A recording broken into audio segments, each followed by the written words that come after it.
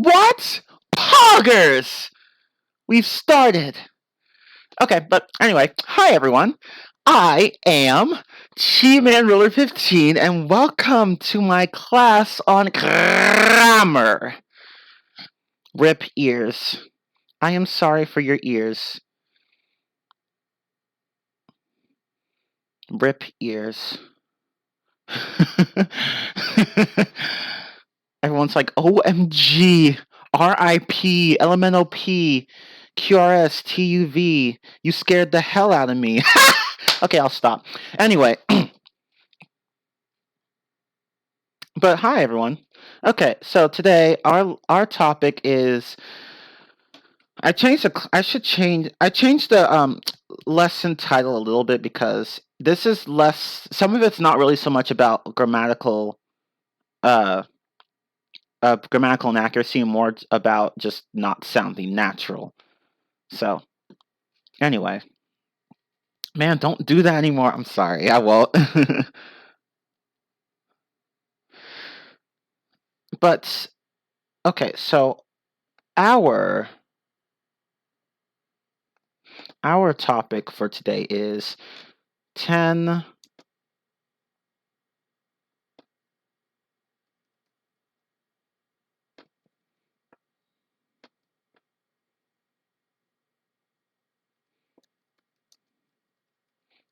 common errors that natives would never make.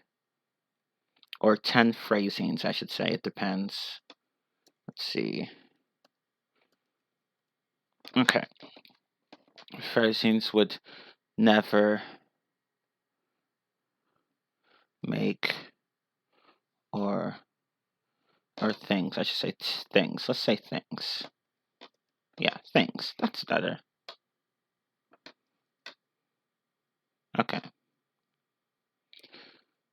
So, our topic for today is 10 common errors or things that natives will never make or say. So, don't say these things or you will not sound natural. What did I say? Well, I said the topic for today is 10 common errors or things that natives would never make or say. So, that is what I said. Sepilin? I don't know how to pronounce that. Oh, yes, you get it. Yes, you get it. Okay. So so let's start with the first one. Okay?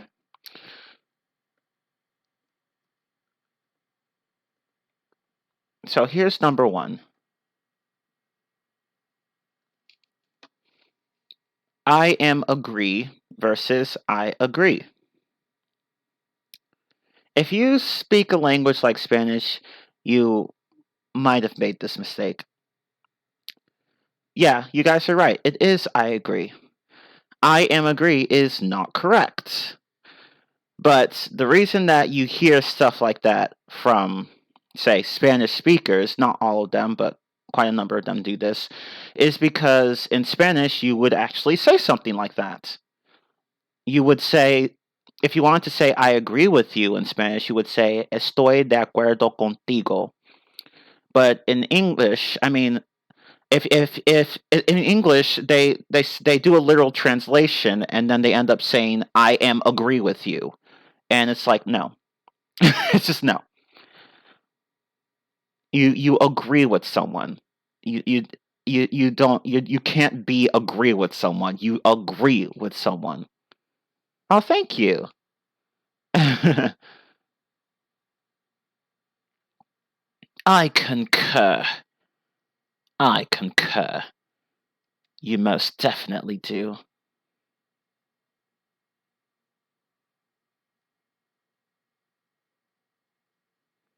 Oh, in Portuguese it would be the same. Oh, okay. Thanks to all my Portuguese speakers.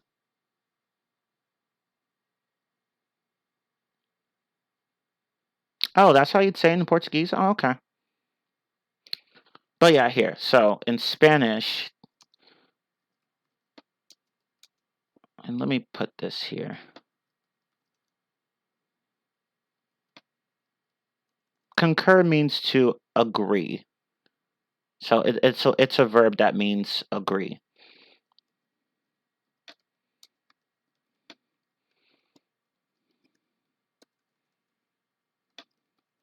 So let me just...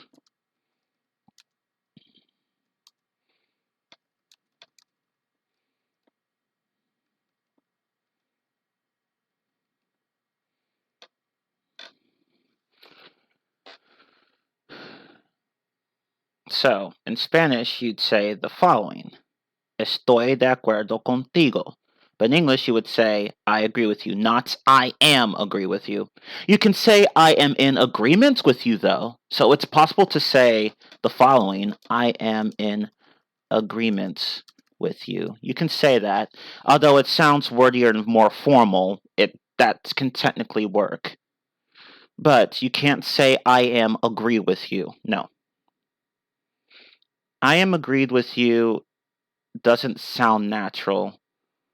I mean, I guess it's technically not wrong, but that does not sound natural.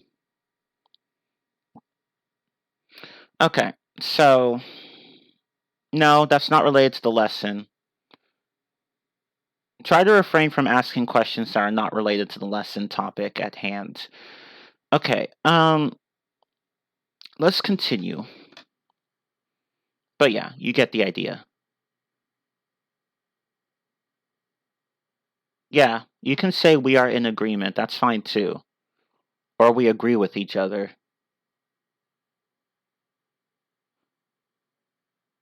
I've reached an agreement with you. That can work. Although, I don't think that'd be very common to hear. But anyway, let's continue. So you get the idea. It's I agree, not I am agree. So here's the second one. And quite a number of people like to make this mistake. Well, not like to make this mistake, but do it a lot. Mixing up the present simple and the present continuous. Now, this one's a pretty big one. So, what do I mean by this? Well, in English, for the present simple and present continuous. Okay, so the present simple is this. And the present continuous or progressive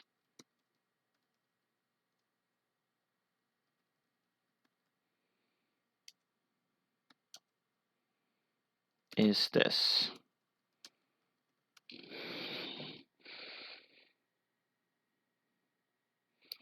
So that's what the present simple is, and that's what the present continuous is. And quite a number of people make this mistake, mix these two up. Particularly German speakers, because in German there is no present continuous. There isn't. You just have the present simple form. So they'll say things like,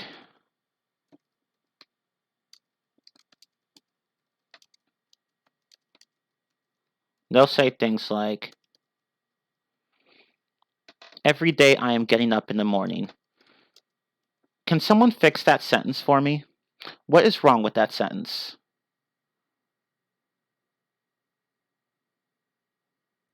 Yeah, I get up. Every day I get up in the morning. Or I get up in the morning every day. Yeah, that works too. Although every day should be two separate words there. If every day is one word, then it's an adjective.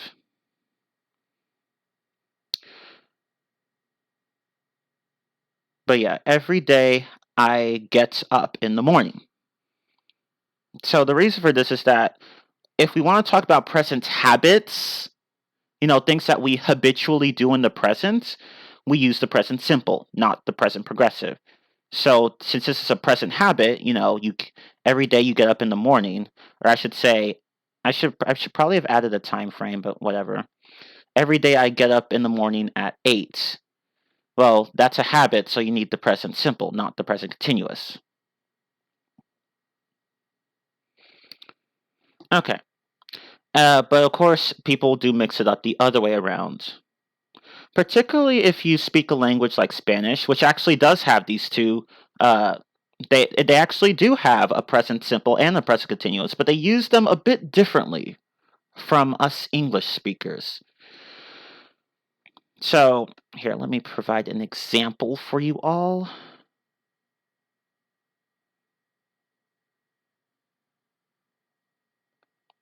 So they'll probably say things like "I go now." I go now. No, you should say "I'm going now." Yeah, or "I am going now." Exactly. I'm going now. Now, in Spanish, a sentence like that is fine, but in English, it is not. We don't really use the present simple like that. We should use the present progressive, because in this case, the present progressive is kind of like it's kind of like it's hard to explain, but this is kind of like something that you're about to do. So I'm about to leave. I'm leaving right now. I'm going now. I'll go now. That works too. But you're more I can't speak today. You'll more commonly hear I'm going now. No, these are mistakes that non-natives make. Okay, so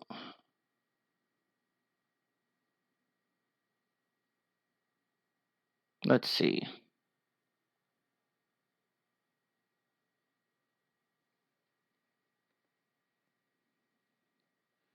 But yeah, these are not mistakes that natives would make. These are mistakes that non-natives would make.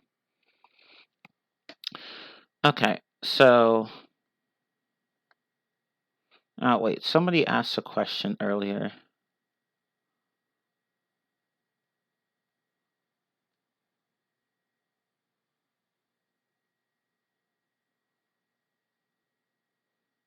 Where was that question? I cannot find it.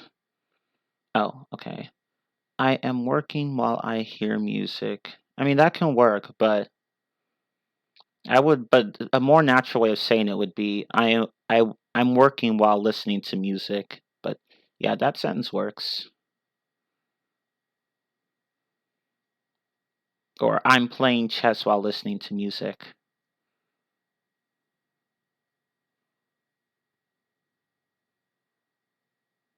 Well, no, they both natives and non-natives make mistakes. I said these are mistakes that non-natives would make, not that natives never make any mistakes. Because they do. They just make different types of mistakes. British accents are the best accents. Tell that to like the rest of the world. Because I'm sure a lot of people would say otherwise.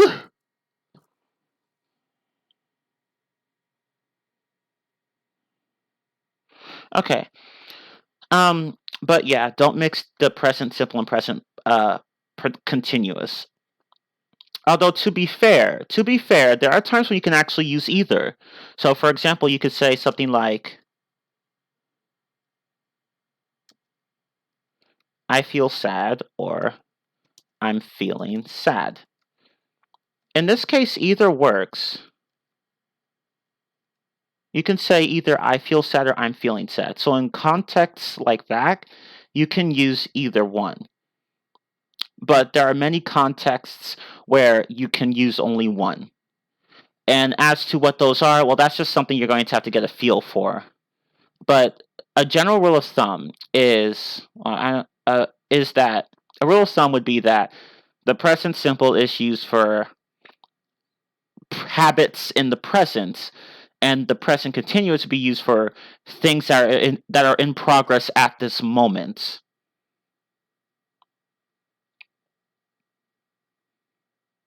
I'm going to feel sad if you would do that. Okay, the would doesn't really need to be there though. It should be I'm going to feel sad if you do that.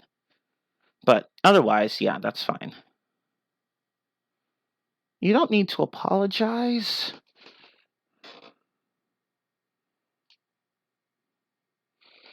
When we describe opinion, we don't. When we describe an opinion, it should be when we uh share our opinion or whatever, we don't use the continuous. Uh, Usually, no, we don't. But occasionally you might hear things like, I'm thinking it's this, or I'm thinking that we should do something else, or something like that. And that, like, you can hear, it's possible to hear things like that. But yeah, normally we just use the present simple. But anyway, I feel sad because I failed the exam. That works. Okay. But anyway, let's move on to the next one.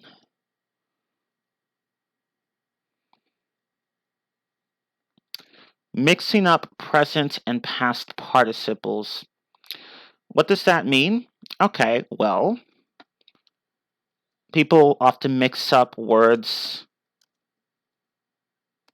such as this one and these two and these two. Oops. Let me just rewrite that. But I should probably explain what a participle is first. So, but yeah, what I mean is that people mix up these two words. Words like boring and bored and annoying and annoyed when they mean different things. Okay, so a participle is a word, it's a verb that can function as an adjective.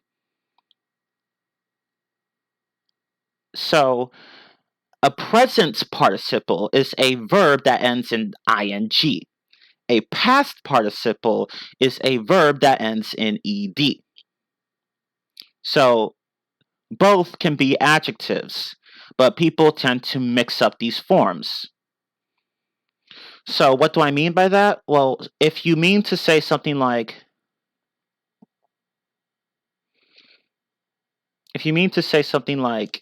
he is bored, well, that's very different from he is boring. What's the difference between those two sentences? What's the difference?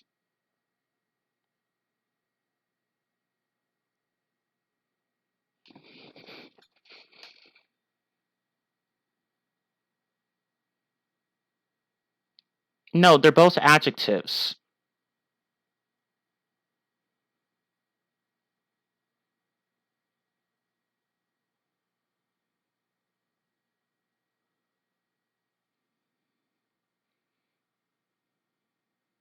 Bored is a feeling and boring is more like a characteristic.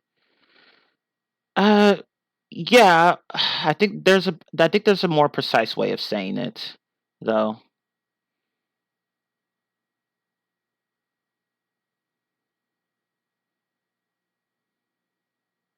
Yeah, exactly. It's just as Lucas said. Um and Carol as well. Yeah, exactly. He's boring means that he is not an interesting person. He's just dull. But he's bored means that he is not feeling any excitement or enthusiasm right now.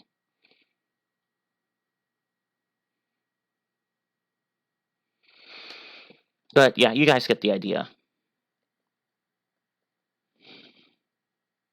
No, they're both verbs. Both of them are verbs. I'm sorry, adjectives. They're both adjectives. They're both verbs and adjectives, but in this case, a participle is a verb that functions as an adjective. So they're both adjectives.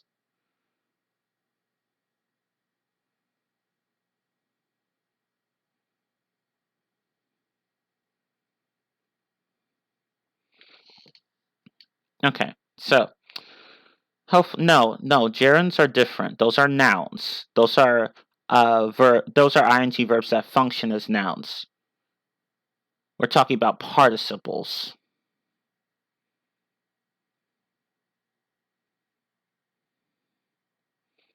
Try to speak in English if you can. I mean, I understand what you asked, but try to speak in English if you can.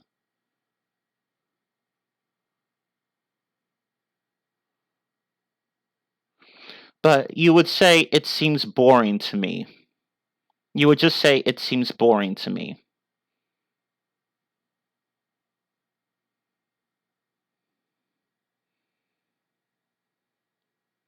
So, me parece aburrida means it seems boring to me. Something like that. Anyway.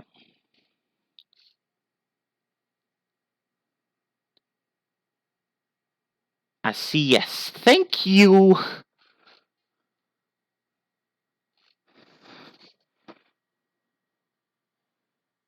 Okay, so let's go on to the next one. Oh wait, no, before we do that, let's talk about the other example I brought up. What's the difference between these two?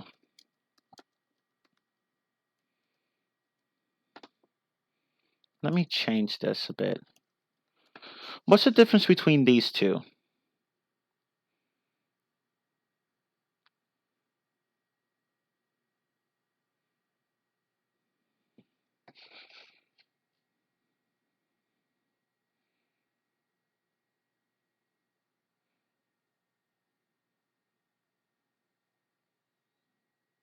No, they're both in the present.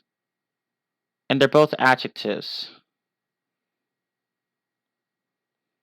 Yeah, exactly. The first one means that she is feeling annoyed. She's bothered by something. She is annoyed means that she is bothered by something, or she is being bothered by something. Whereas the second one means that she is bothering someone else, or that she is pestering someone else. She's annoying.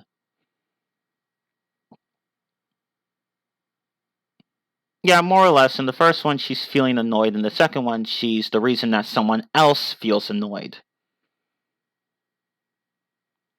Yeah, to bother does mean to disturb.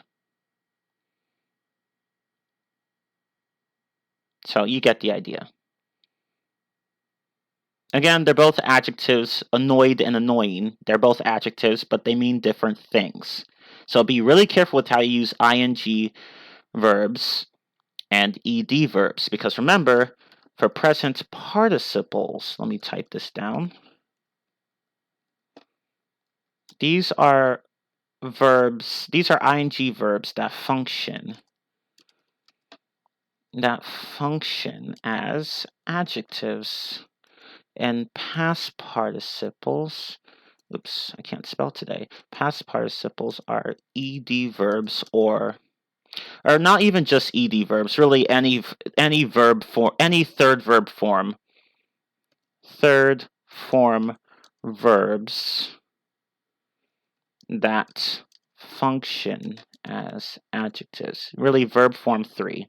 Any of them are past participles. So there. So that's what a present participle is, an ing verb that functions as an adjective. And past participles can be verbs that end in ed, or third form verbs with special forms, like known or seen or stuff like that, that can function as adjectives. Yeah, it is fascinating, isn't it, Maze?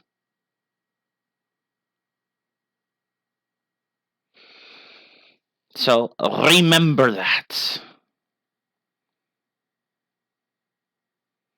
Okay, so here's another one, and this one is quite for all. Yeah, I mean that is exactly how they're defined. So yeah, that would be for all cases. Although be careful though, because while all these verbs can in theory be used as adjectives, that doesn't necessarily mean that you should use them as adjectives. Like for example, you can say the dancing man, but not the danced man. So be really careful with how you use these, because English has to be hard. Oh, I crossed out the first one by a complete accident. I fail. You can say the dancing man, but you can't say the danced man. You can't say that. I mean, you just can't. Because theoretically you could, but technically you cannot.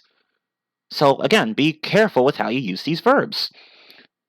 Well, adjectives really, but they're verbs that function as adjectives.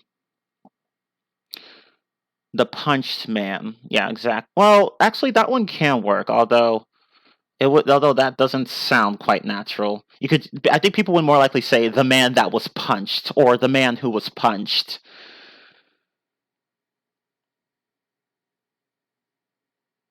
I don't even know what the Pied Piper. I don't even know what pied in that context means, so I have no idea. The punched man is the man who was punched. The man who was punched is the punched man. Of course, it's simple.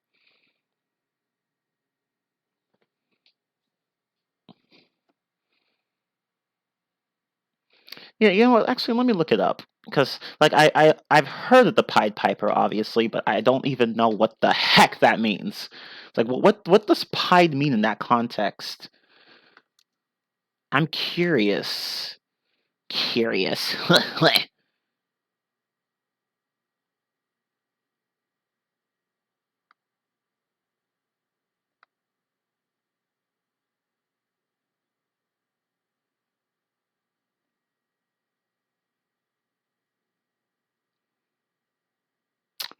Well, whatever. I'll look it up later. Curious means inquisitive. Yeah, exactly. Yes. Inquisitive. Curious. Okay, so here's number 4. The fourth thing that non-natives would never that I'm sorry, that natives would never do. Making uncountable nouns countable. Now, countability is a hard concept for many people because it works differently, in other languages. For example, in Chinese, there is no such thing as a countable or uncountable noun. There isn't. I mean, obviously they can count things, otherwise it wouldn't have numbers. But nouns aren't separated into countable or uncountable nouns. Like those noun classes don't exist in Chinese. So, so what is wrong with this sentence, and how can we fix it?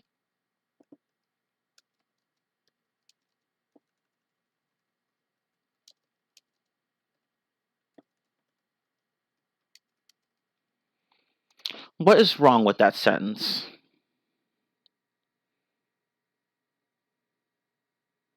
Yeah, exactly. Yeah, exactly. It should be it. You need to get rid of that. Get rid of that word a. Yeah, exactly. The A is not needed because homework is not countable. We can't count homework. You can count homework assignments or just assignments, but not homework. So to fix that, we need to say, I have homework to do. Or if you want to make it countable, you could say, I have the homework, I have a homework assignment. Oops.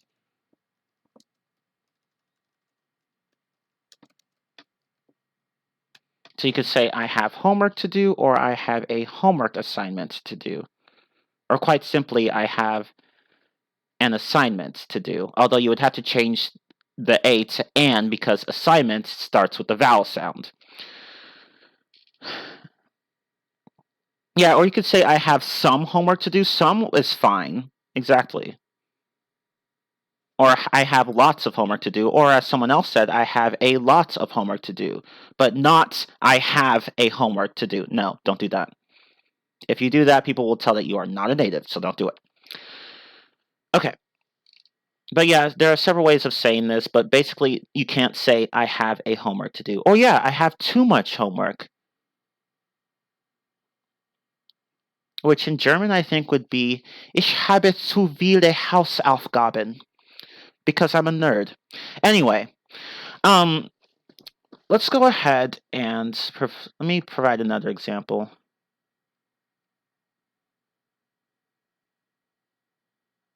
Polyglot teacher. I wish. I wish.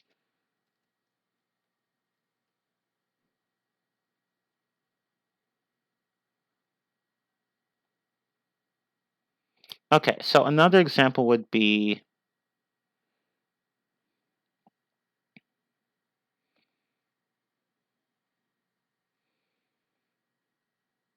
hang on.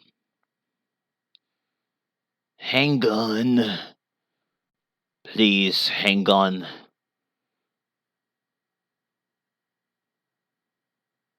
Where is it? I just had it.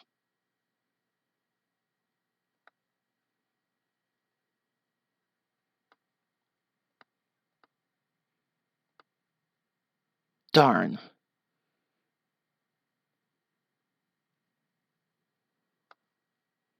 Where is it? Sorry, I really should not have kept so many tabs open because one of these had a very good... Oh, there we go. Okay. I'm a ruler. I'm a ruler of Chi-Mans. Aren't you bored of doing these classes, lol? Honestly, a little bit. But that's a topic for another day. That's why I'm trying to move over to content for beginners, because like, I've talked about grammar enough. Let's do something else. Uno reverse card. Let's go.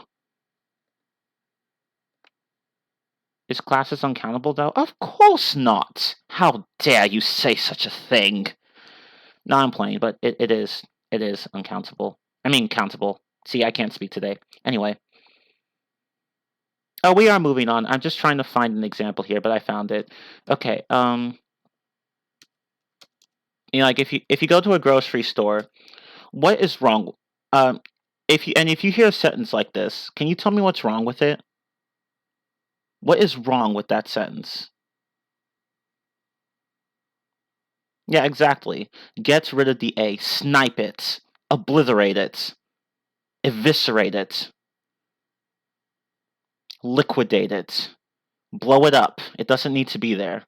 Extinguish it. Delete it. Erase it. Burn it to the ground. Okay, I need to stop being so graphic. But anyway, um, use a C4 on it. Okay, I'm done. Sorry, I had to get that last one out of my system. But yeah, don't put the A in there. Just say, I want flour. Now, someone asked a good question earlier. How can you tell whether or not a noun is countable or uncountable? It's something you just have to pick up over time. There's really no hard fast rule for these because it doesn't help that in English some nouns are the same. I mean they have a regular plural form. So like the singular form can be the same as the plural form. For example, sheep and sheep, or moose and moose, and so on and so forth.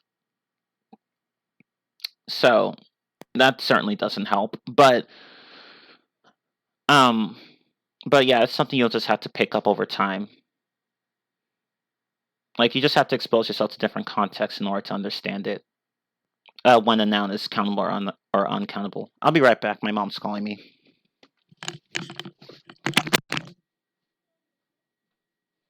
Yes, what is it? I was doing something.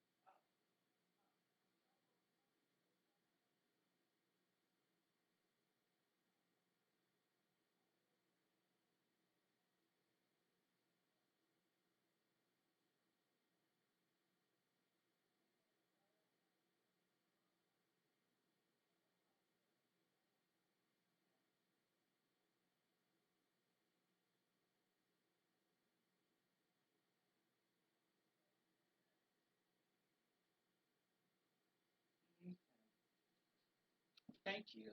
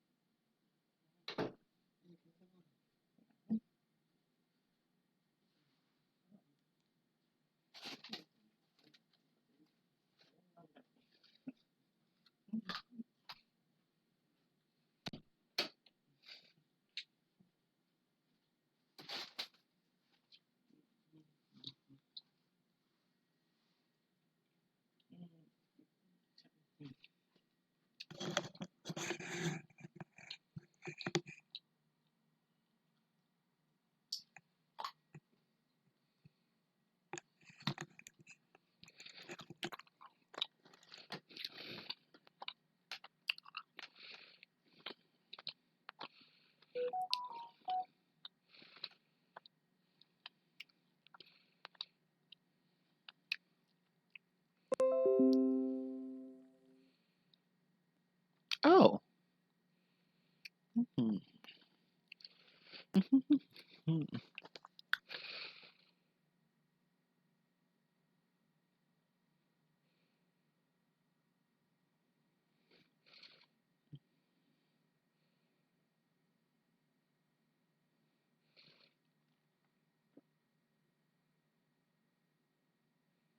Poggers. No, but seriously, I'm back. Anyway, you're back, mates. Yes, I am. Yeah, my mom was talking to me about something. A sneaky pog. A sneaky pog in the morning. I love a good pog in the morning. But anyway, what was I talking about? Forgot. Oh, but yeah, let's go on to the next one.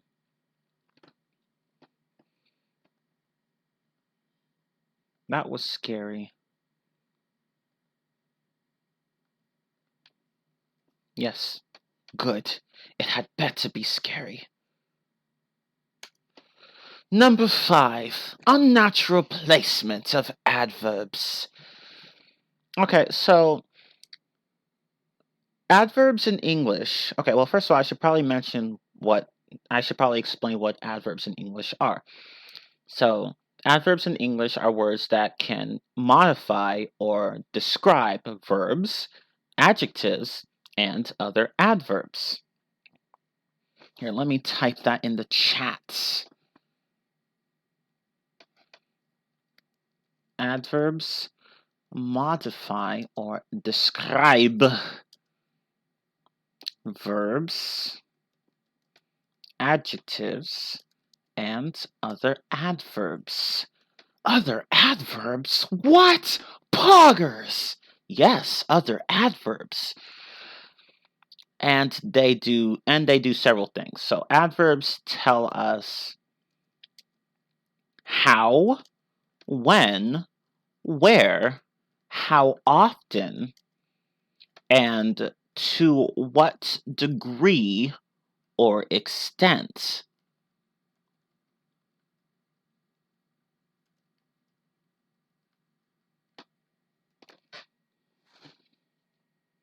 Oh, that was a Scottish accent? I wasn't even trying to make one, to do one.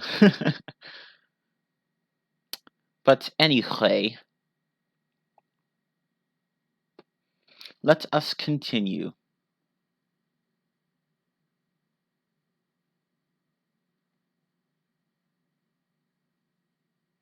Please don't teach anymore. You're not a good teacher. Oh, that's not what the server said. Anyway, let's continue. So, an example of this would be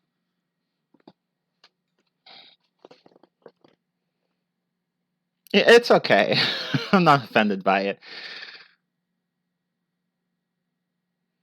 But let's see. So, here, let me find the example I had. I really should put these in the stupid document, but I didn't do that, so sad face. Okay, so because I had an example, but I literally forgot. Here, hold up. Okay. I am so disorganized. Don't be like me. No sean como yo. Don't be like me. Don't be like me.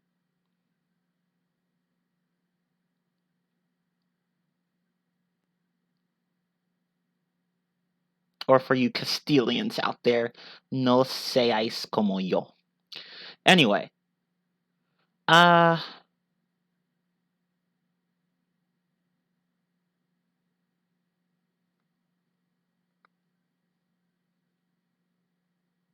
where is it?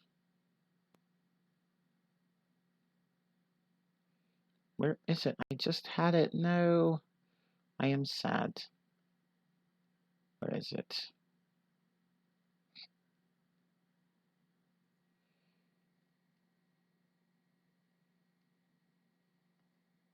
It's probably here. No, that's not it.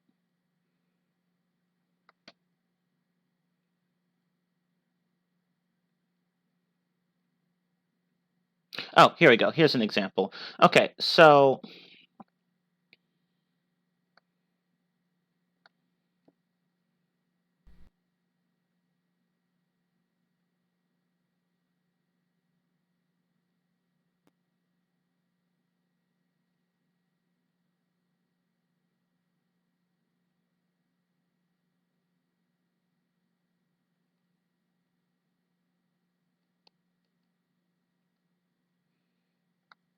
okay, so here's an example.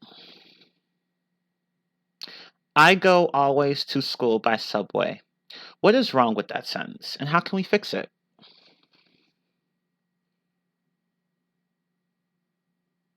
Yeah, exactly. It should be always go, not go always.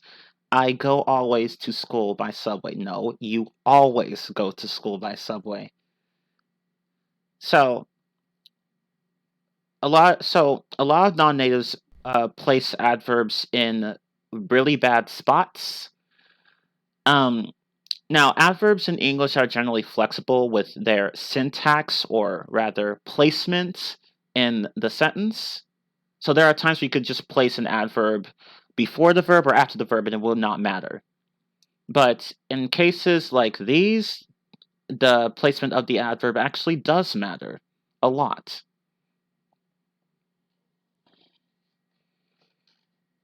Oh, that's how you'd say in Spanish, Lucas? Pog. But anyway. But yeah, like it should be I always go to school by subway. Always go. So let's see. Let's see.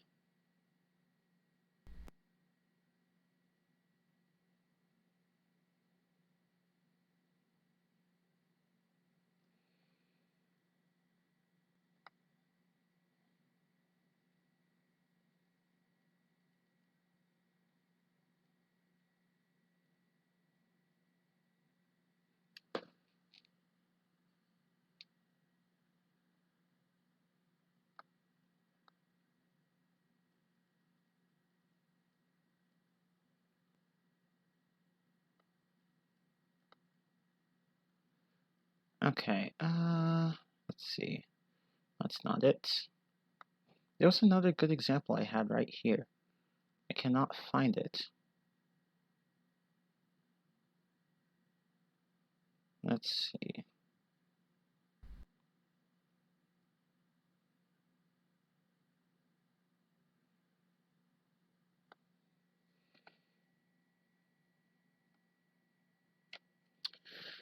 Well, oh,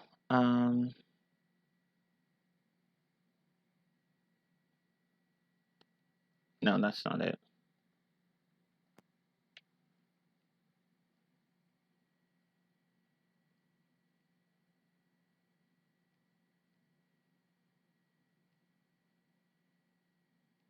Okay, well, here.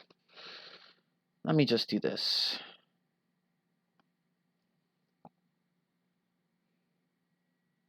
Always isn't always before the verb. No, it can be after the verb. So you could say, I do my, well, I'm trying to think of an example. I will love you. Well, no. I will always love you. Well, yeah, in that case, I will always love you. In that sentence, um, what the hell? Oh, sorry. I just thought I smelled something burning for a moment. It's probably the heater in my house. It has not been used in a while, so of course it's going to smell musty. Okay. But anyway. But yeah, I will always love you. In that sentence, I will in that sentence always is placed between will and go.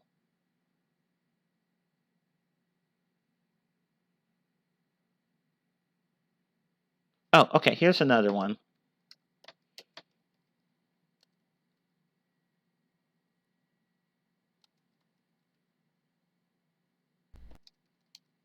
Oops.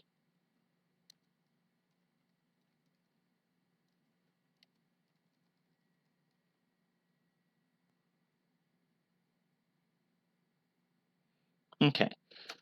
Can someone fix that for me? So the word probably, where would it be better placed?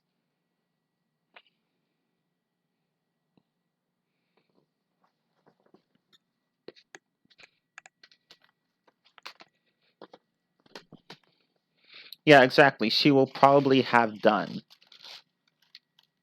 She will probably have done. Exactly. Yeah, see, you guys get it. You're all so smart.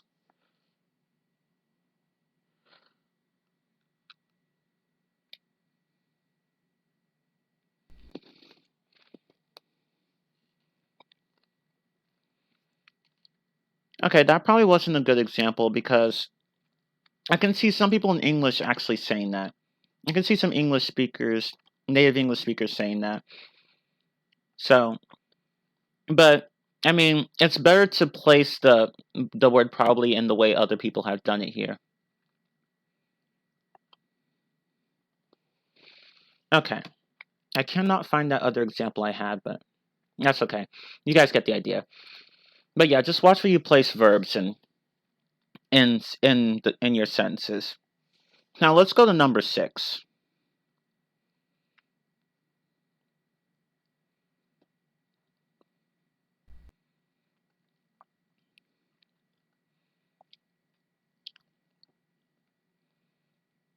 Okay. He probably won't finish the assignment by tomorrow. We'll drop out of high school. Ha! Oops.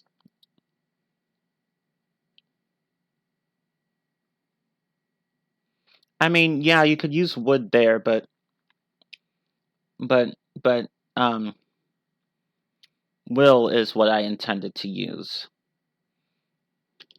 But yeah, you could use would there, but that would mean something different. Okay, so let's go to this one.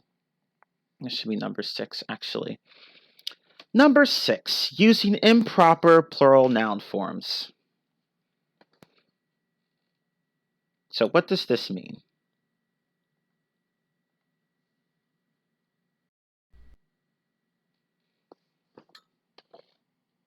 Okay, so in English, see, English is an interesting language. See, our nouns, our nouns, see, our nouns tend to have irregular plurals. Not all of them, but some of them do. So, for example, child in the plural is children. And sheep is sheep. Moose is moose. Goose is geese. And so on and so forth. Now, the reason for this is because English is a Germanic language. So it's closely related to languages like Norwegian, German, Danish, Icelandic, Dutch, you get the idea. And all of these languages have irregular noun forms because that's just how the Germanic languages are. But the problem is that if you're not a native, then these can trip you up because in languages like Spanish, uh, they don't really have noun forms like this. You just add an apostrophe. You just add an s or es. Whereas in English you can do that, but a lot of nouns don't work that way. So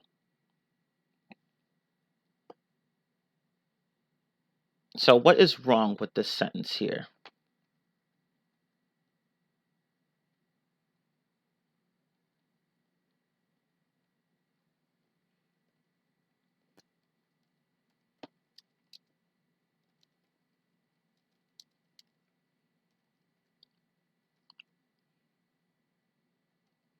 What is wrong with that sentence here? Fix it before I get mad. No, I'm kidding. Yeah, exactly. It should be children.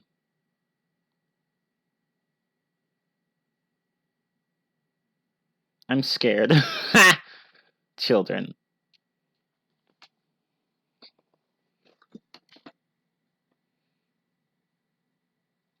Children, yeah. Now fix this sentence.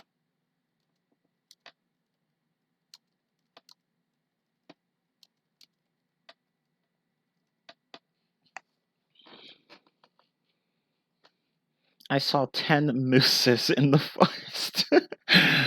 Oh god, bad grammar. But yeah, it's moose. Moose.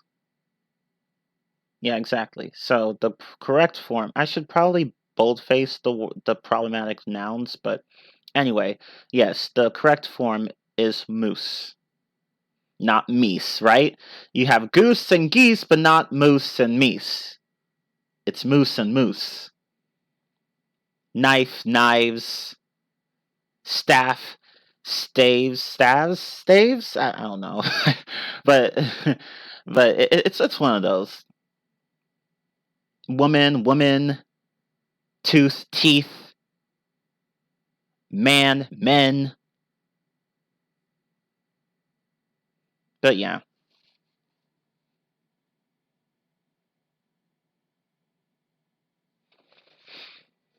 you get the idea. Just be careful with plural forms because some of them are irregular, and you can't just add an s to every single one. No, it doesn't work like that.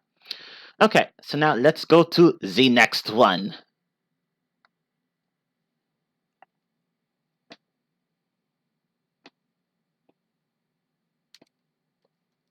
Persons.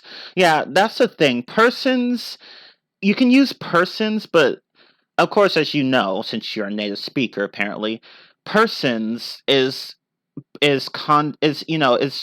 limited to specific contexts, particularly in legal matters. So yeah, don't use it when you just want to say people. So don't. But persons in some contexts can be used.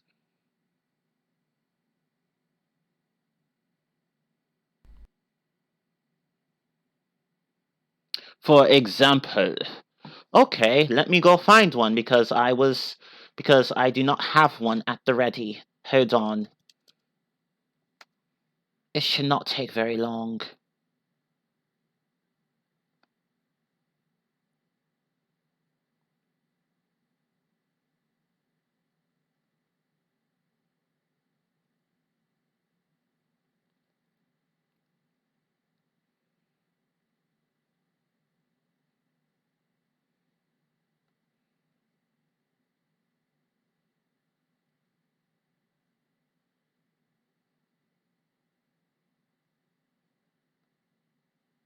Okay, here's one.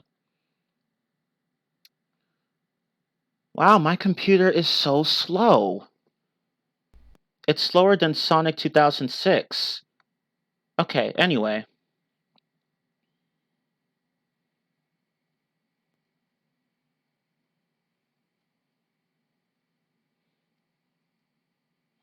That's a video game for those of you who didn't know. Okay. At least it's not slower than Windows Vista. Fair enough. Fair enough. Windows Vista was a hot mess. It was a hot ass mess. It was just terrible. It was terrible. I remember having it and oh my god, like it was just so bad. It's just so bad. I'm like, ugh, I can't, I was so glad to finally upgrade to Windows 7. But anyway. But here's a sentence where you could say persons. There are mostly priests and nuns and persons of the lower orders, but I observed almost some who appeared to belong to the upper classes. Yeah, Windows in general is a pretty hot mess.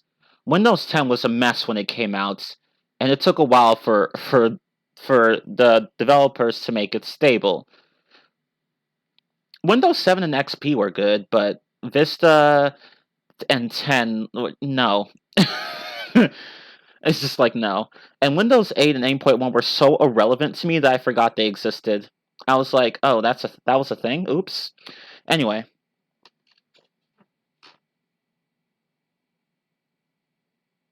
Even Mac, I should say, even Mac runs Windows better than Windows runs Windows. That's just sad. But I will nerd about this later. Anyway. Um, what was, oh, right. So let's go to the next one.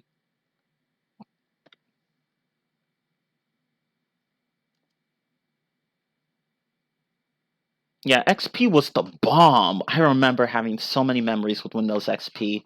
It was a great operating system. And then Vista happened. The one system that actually made people want to downgrade. Wow. Okay, so, but anyway, sorry, I need to stop shading Windows Vista, but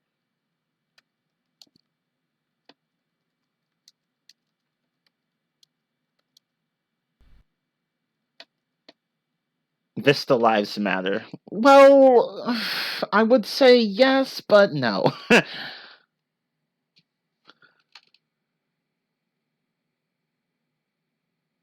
Okay, so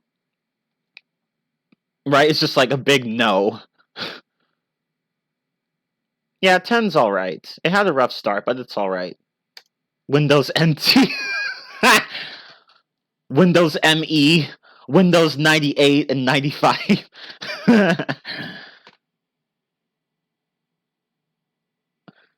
Okay, but here's the seventh mistake that or rather, not so much a mistake, but something that will not make you sound native. Using teacher as a title for teachers. So, what do I mean by this?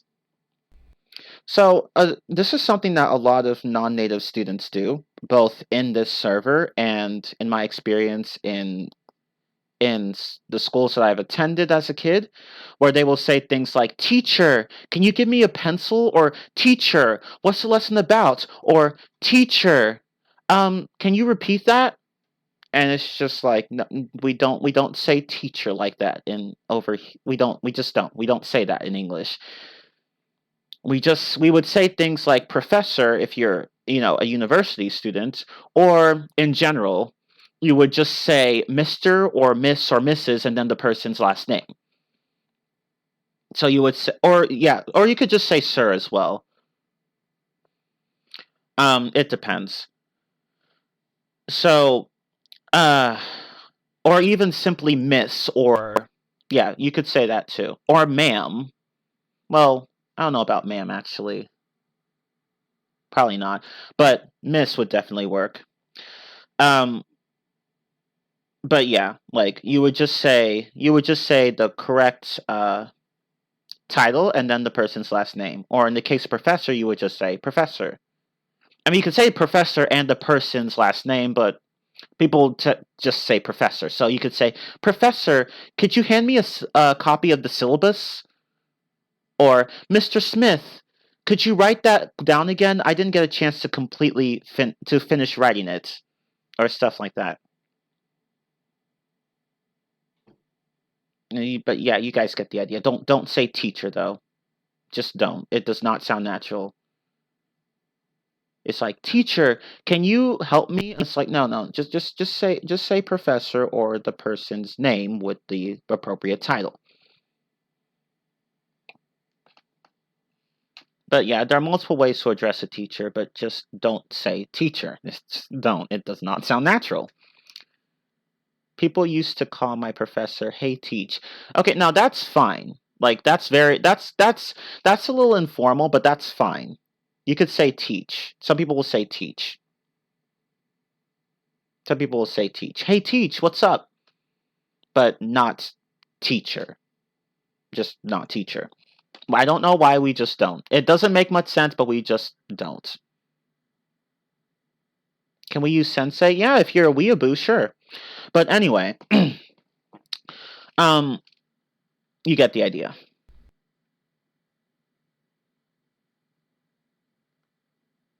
Use senpai instead. Okay, now you're just trying to make people cringe, aren't you?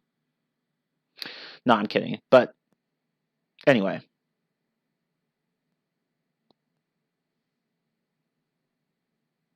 Senpai noticed me, uwu X3. Okay, I'll stop making you all cringe. So, let's go to the next one.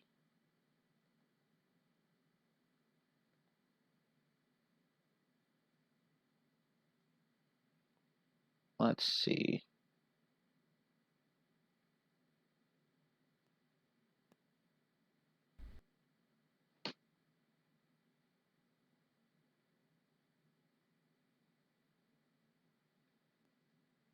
Oh, right. Okay, so here it is. So here's the next one.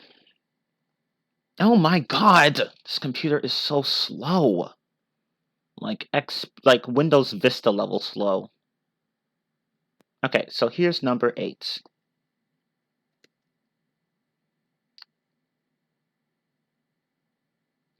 So number 8, misusing the subjunctive.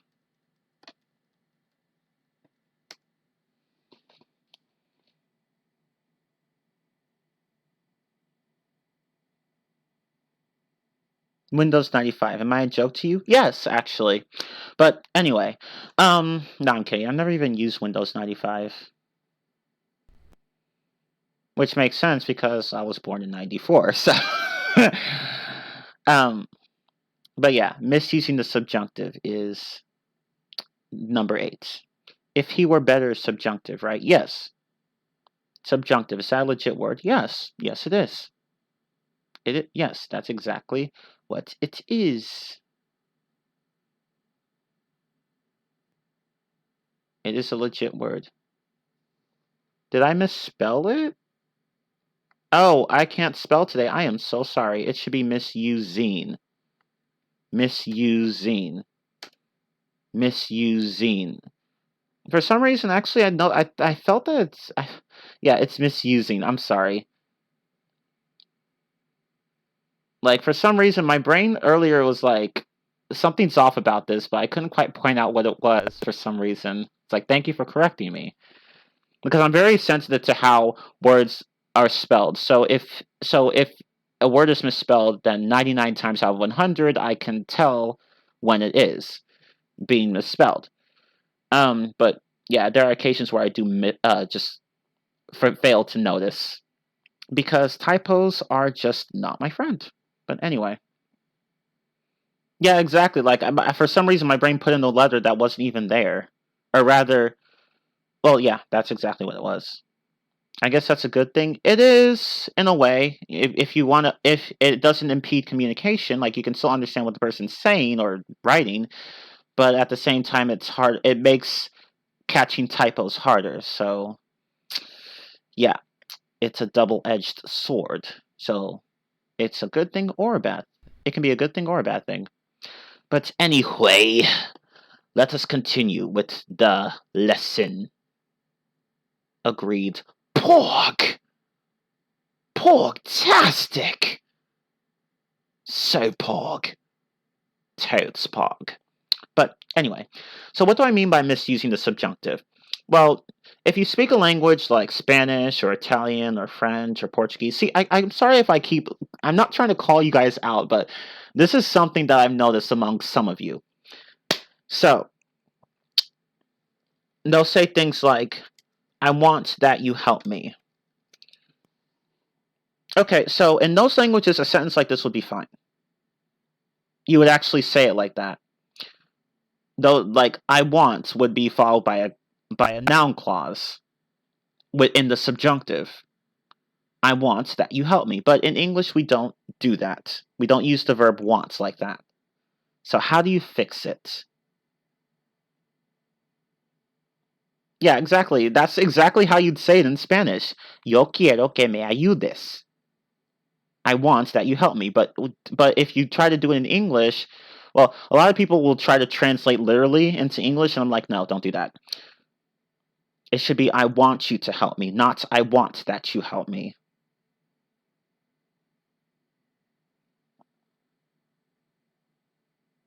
Do you now speak Portuguese? Eu falo português. No, I don't actually. Ha! That's the only thing I know how to say in Portuguese. I speak Portuguese.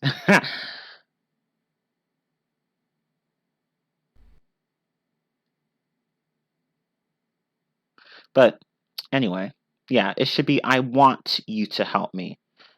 So you can't say I want that he come home on time. How do you fix this? Can you fix that for me? What should that be?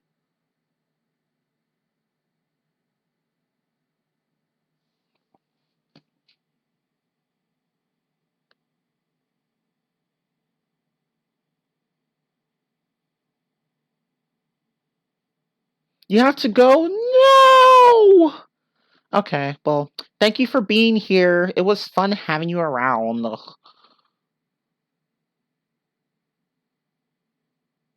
You have a nice day too. Take care. And remember, Poggers. Pog be with you. I want him to come home on time. Yes, let's go. Let us go. This is how you do it. I love this. Pork.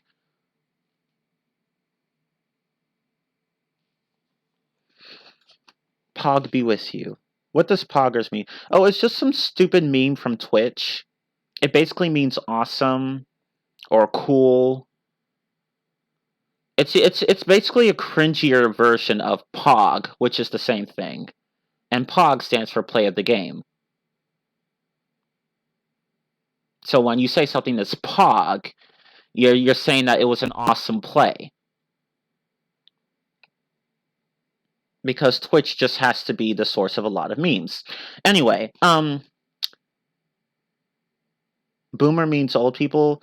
Not necessarily. It just refers to not necessarily to old people, just to older people who are unfamiliar with or inexperienced with technology.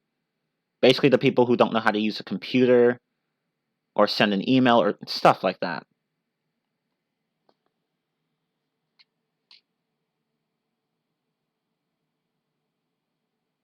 But it's technically possible for young people to be boomers too.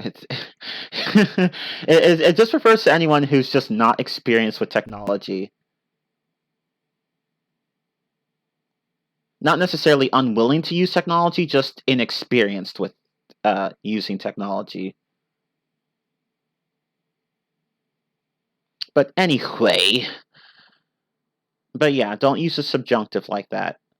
Like when you use the verb want in English, you have to phrase it a different way. So you'd say I want, and then the object pronoun, so him or her, and then the infinitive to come, home, uh, and then whatever comes after that, like on time. So I want him to come home on time, not I want that he come home on time. No, we don't say that in English. But that is number 8. So now let us talk about the number 9.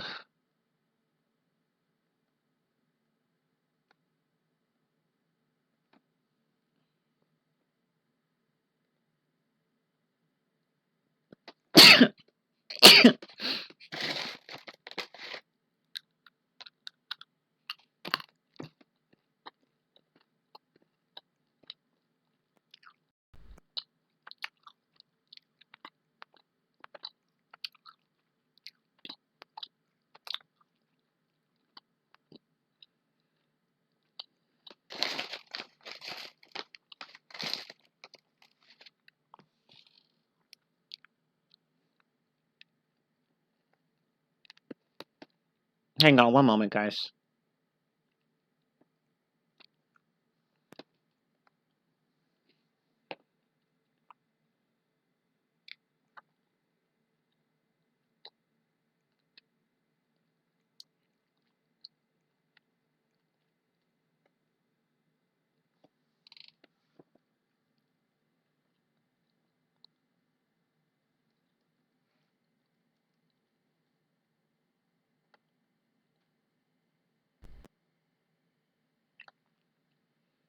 Okay. So here's the last one. No, I'm sorry, not the last one. The 9th one. Misusing. Spell Chi Man. It's not hard. Okay. Misusing a thesaurus. Okay. So, oh, what the heck? Oh no, I erased the whole thing and replaced it with a bracket. Oh my god, that's embarrassing. Okay, hang on. Oh my god, that's like I tried to hit the enter key, but I for some reason hit the bracket key before the enter key. It's like, oops. Okay, here, let me just type it really fast.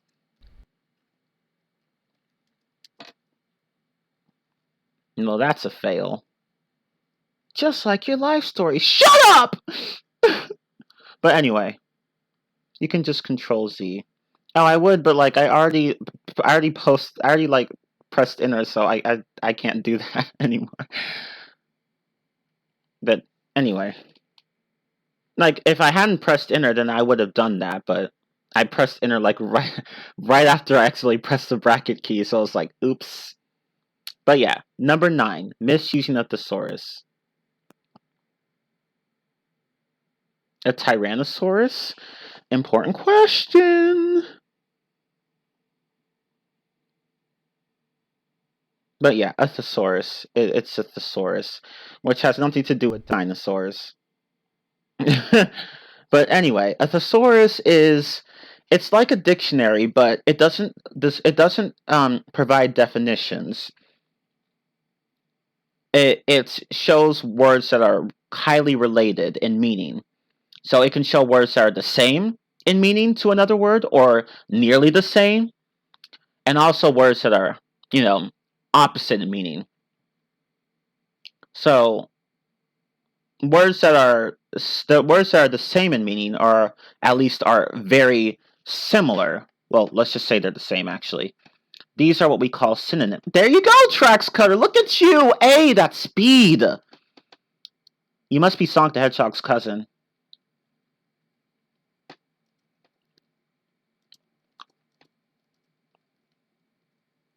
But anyway, yeah,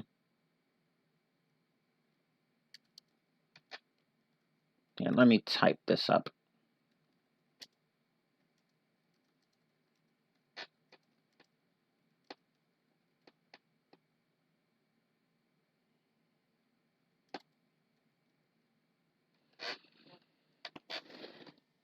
Okay. So synonyms. Synonyms are two or more words that have the same meanings.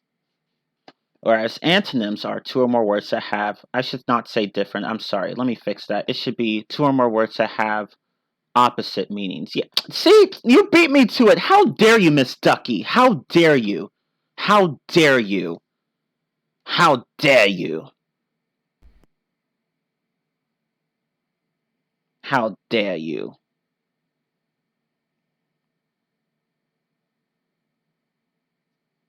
I shall. No, I can never use a band hammer on you. You're just too adorable! But yeah, I meant to say opposite meanings, but my brain said different meanings. My brain has failed.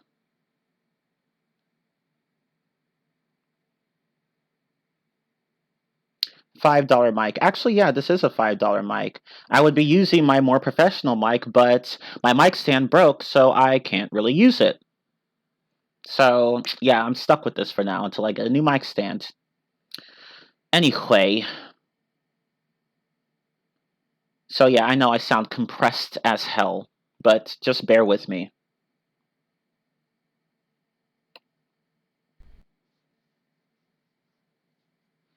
Okay. What was I going to say? It's okay, sir. We love you all the same. Oh, thank you. You get a heart with the Santa hat. But yes, you get what synonyms and antonyms are. So, see, the problem, however, is that some ESL students, when they use a thesaurus, they end up using words that don't quite sound natural. Like they want to you enhance their vocabulary, which is fine. You can use a thesaurus for that. But but the problem is that sometimes they just use words that don't really sound very natural. And here's an example. So let me copy that.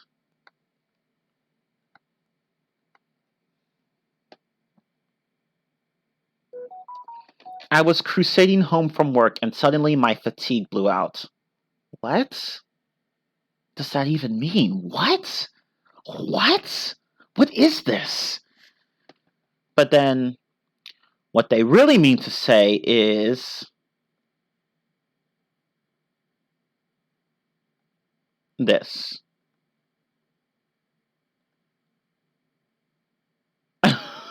Miss Ducky, I'm done with you. What they mean is this. I was driving home from work and suddenly my tire blew out. That's what they mean. So when you use a thesaurus, be really careful with how you use it, because some words just don't sound right in the in the wrong context. Like in certain contexts, they just don't sound right.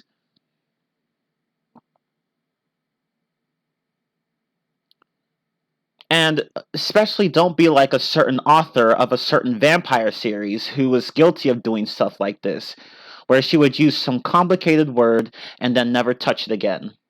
You all know who I'm talking about if you've read that series. But yeah, don't be like her. Um but yeah, when you use a thesaurus, if you want to improve your vocabulary or make it a little fancier, that's fine, but don't do it in a way that sounds ridiculous. Just don't. Please don't. Is this something you have actually heard someone say in real life? No, and thank God. But it was a written example. Oh my God, get it off the screen. Oh my God, my eyes are burning. Oh my God, what is that?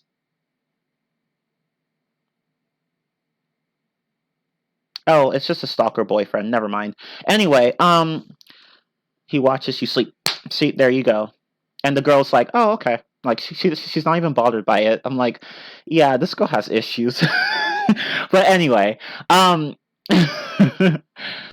but yeah, I would love to diss Twilight, but we can do that another time. Don't read it though. Just don't. It's so bad. It's so bad. Okay. But yeah, don't. But yeah, please just make sure you use the thesaurus properly. And if you can't find an alternative, it's fine to just use the word you're using. Sometimes simple is best. You don't always have to make a word sound fancier. Don't use really really really fancy words when just simple ones will do. Please, just don't. Don't be like the author from the Twilight series. Like she does that a lot. Don't be like her. Yeah, exactly. It can be yeah, and plus it can be really awkward and unsettling if you're using big words inconsistently. Like it's just it could just make your writing sound really really unnatural. So please don't do that. Yeah, exactly. Remember your audience. And of course, you want to make sure that you use words that aren't too hard for them to understand either, because not everyone is going to have a huge vocabulary. Of course, I recommend that everyone try to use words that aren't so boring, like big or huge, but don't use words such as don't use words like gratuitous or anything like that. No, if it's not going to sound natural, don't do it. Please, just don't. Please. He was both tall yet superfluous in his expenditures. Oh my god. Exactly. That's exact. Oh my god. Jesus. Okay. Yeah. Don't do that. Please don't do that. God. He tall as hell.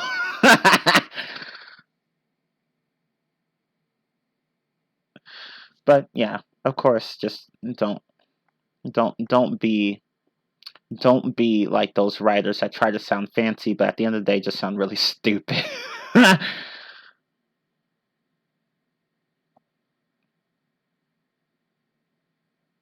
Okay, so here's the last one. Yeah, that's a fitting picture. Yeah, exactly. It'll just make you face palm or even face desk. It'll be like,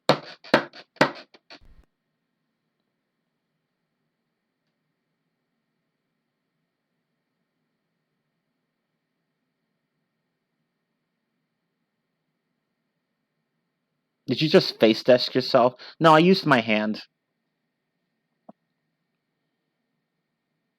Don't worry, I would never hurt my beautiful face like that.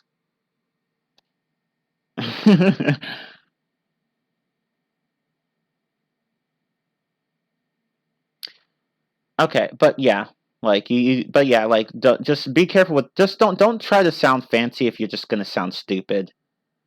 So instead of saying something like he was spewing gratuitous amounts of bovine excrement, just say he was talking BS. That just say that. Just say that. Here, let me type that because that's also a good example.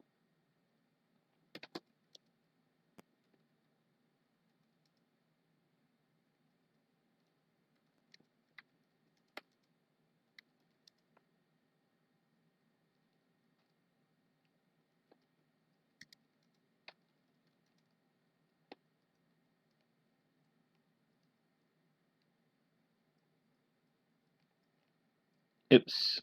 Okay. So instead of saying she was spewing gratuitous amounts of bovine excrement, just say she was talking BS.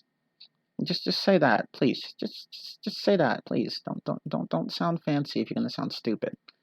I agree as well. Shallow and pedantic. Yep, exactly. Okay, so let's go on to the final example. BS, well, it stands for a certain word that I don't want to say in the chat, but but yeah, it's bull and then the S word. So anyway.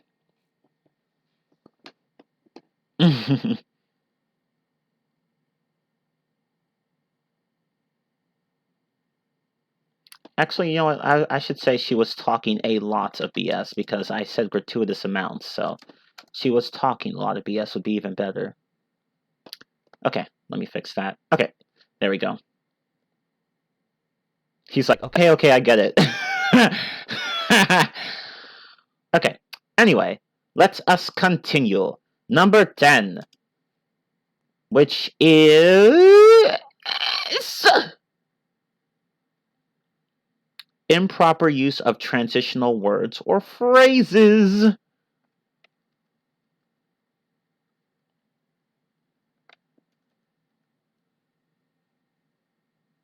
Why do I feel like you've read this sentence somewhere?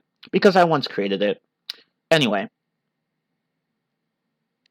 Yeah, not my proudest moment. Anyway. So, improper use of transitional words or phrases.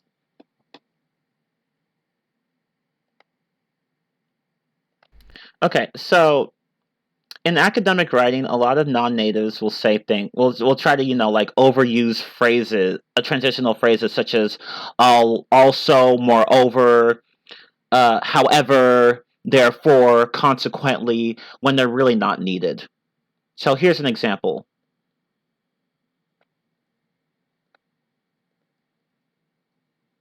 The lumberjacks chopped a tree. Consequently, it fell down. Does the word consequently really need to be there?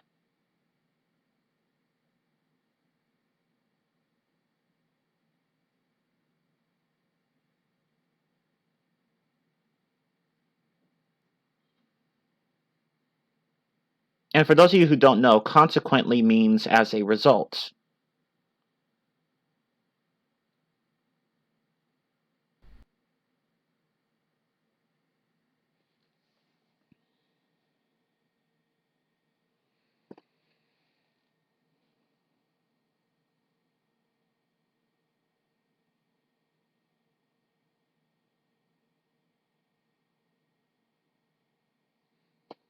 No, Trax Cutter is right. Yeah, it does not need to. The word consequently does not need to be there because, well, if you chop a tree, then it's implied that it's going to fall. Then that the tree's going to fall down. So, do you really need the word consequently there? You could just say the lumberjacks chopped a tree, and it fell down. Or you could say the lumberjacks chopped a tree, making it fall down. Or what? Or you could just simply say the lumberjacks chopped down the tree. That's even better.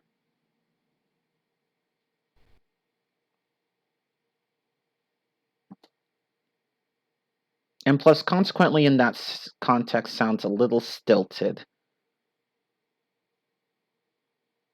So, and by stilted in this case means stiff and unnatural.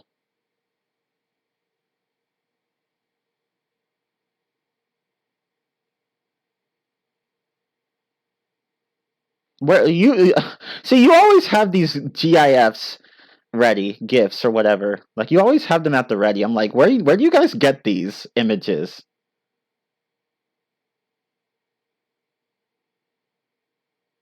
Oh, that is true, Miss Ducky. That is true. It's possible for a tree to. It's possible. I mean, it's possible for someone to chop a tree, but for it not to have fallen down just yet. But still, there are better ways of expressing that a tree, of expressing that sentence. Like using consequently in that case just sounds really weird. So you just say they chopped a tree and it fell down. You're not a smartass. You're just pedantic. Oh wait, that's the same thing. No, I'm kidding.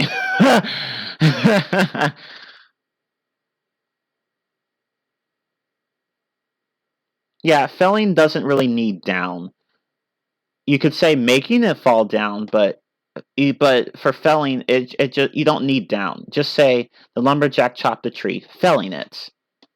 When you fell a tree, it means that you're making it fall down. So the word down is not really needed there.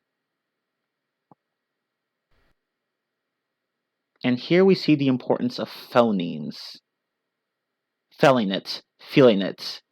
I'm feeling it and I'm felling it. I'm like, ew. But anyway.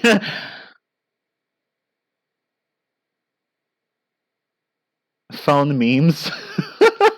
I'm done with some of you. Okay.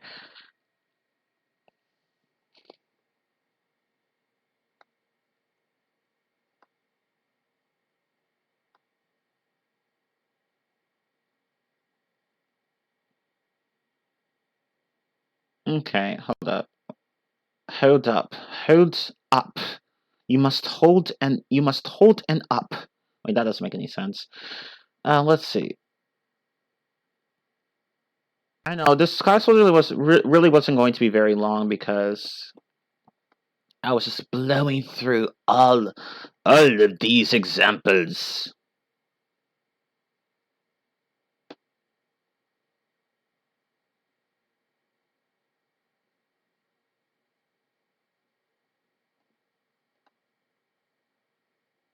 Oh, and I found the other example I was trying to look for earlier, actually. But now I can't find another example I was I was looking for. Huh. Oh, hold up. Normally I have these down, but for some reason I didn't think to put them in the outline. So, oops. Oops, I did it again. And I forgot the rest of the lyrics. Anyway.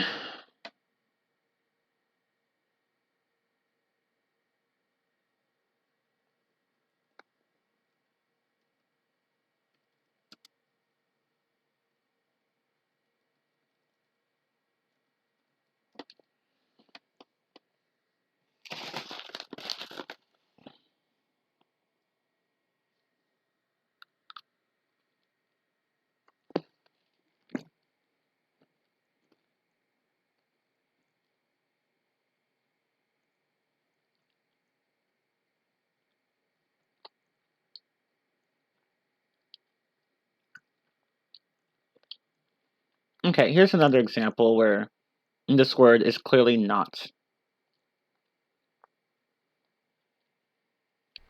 Where a transitional word here is not being used correctly.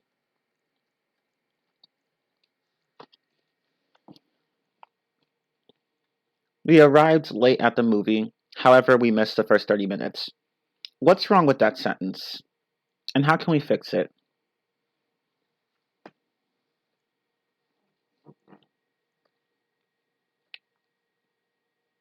Hiss. Hiss. Don't hiss at me. Hiss at bad grammar. We arrived late to the movie and missed the first 30 minutes. Yes. Or yeah, we arrived late at the movie, missing it. Well, it really should be missing the first 30 minutes. Missing it by 30 minutes doesn't really sound right. This is a good place for consequently. There you go. There you go, Miss Ducky. Always so lucky and plucky. That 30 minutes was just commercials anyway. Yeah. Yeah, they're really just previews. The ones that nobody cares about. It's like, oh, the movie starts at 7. Are you sure?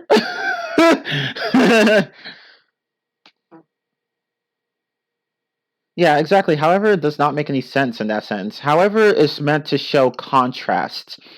So why would you use it there when those sentences don't contrast? Those statements don't contrast each other. The statements being let's go back to this. We arrived late at the movie, and why did I put at here? It should be to. Well, I guess at could work. I just prefer to. We arrived late to the movie.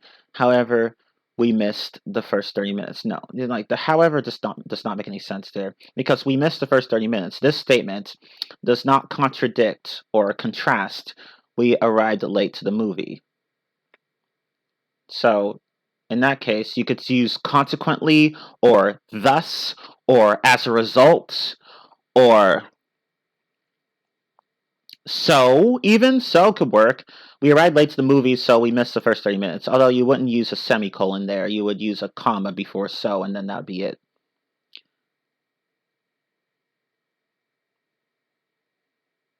So, yeah. So here's a revision I will put in the chat.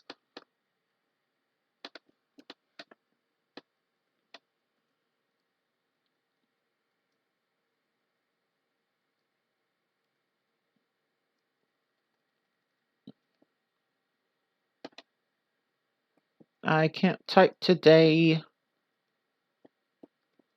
But anyway.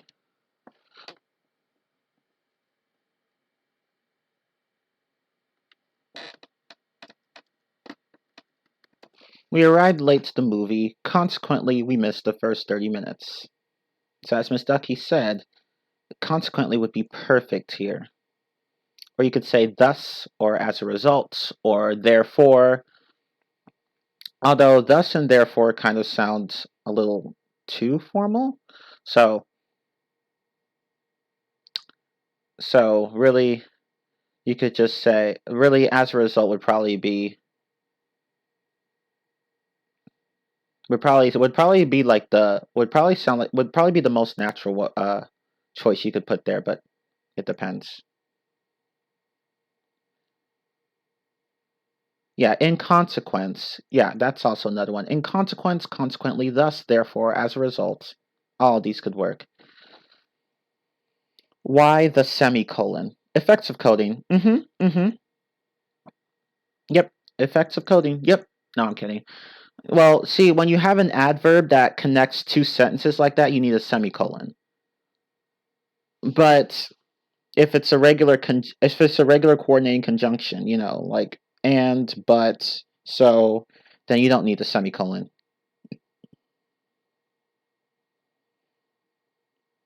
Yeah, that's another way of doing it. We missed the first 30 minutes because we arrived late to the movie. Yeah, semicolons are used to join two closely related sentences. So they have to be closely related for semicolons to be used. You can't just use two different sentences and join them with a semicolon. No, it doesn't work like that. They have to be closely related. So if you say something like, "My house is on fire," semicolon, "I'm going to the movies." What?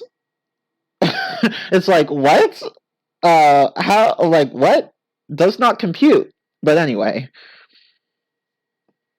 It's like, are you sure? So don't say something like this.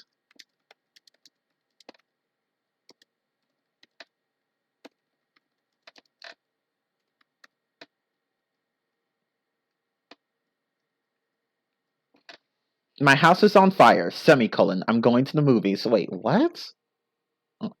Okay. Yeah, no, don't do that. Right? It's like, clearly he needs shelter. Right? Yeah, exactly. Like, there's no relation between these two sentences. Oh, correlation's not the right word here. I would just say relation. Correlation means something different, but I get what you're trying to say. Yeah, they're not closely related. Don't use a semicolon. Please don't. Don't. He needs a new mom. It's like, but I like the one I have. Are you sure? Well, it's like, no, I'm kidding. She got burnt in the fire. Burnt to a crisp. watching the movie is more important. I mean, yeah, like movies are important. It's like, but your house is on fire. I have insurance, but your policy expired. It'll be fine. God, no. Anyway, yeah, that's a dark example. But anyway, it's like, whoops. Yeah, it just turns. Yeah, right. Stuff just turned from zero to dark real quick. Yeah, it has, Mom. Okay, hold on, guys.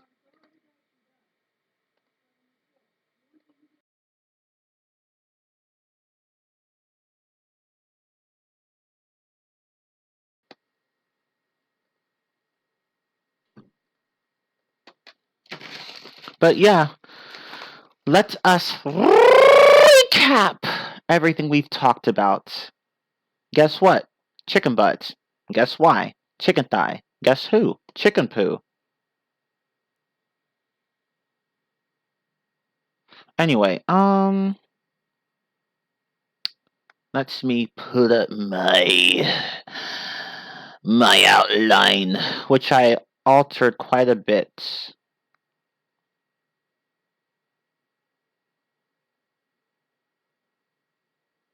So let me go back and change some stuff up. Hold up. Hold up. Let me just get my recap ready.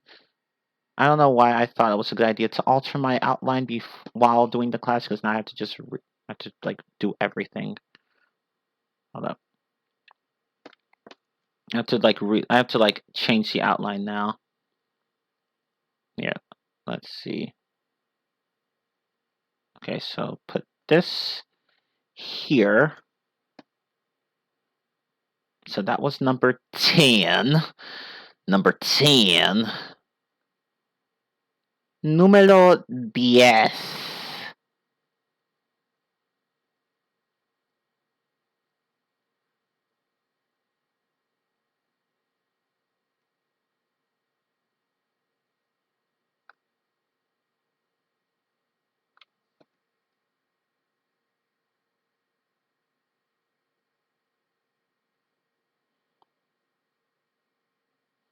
Okay, so that was number 9.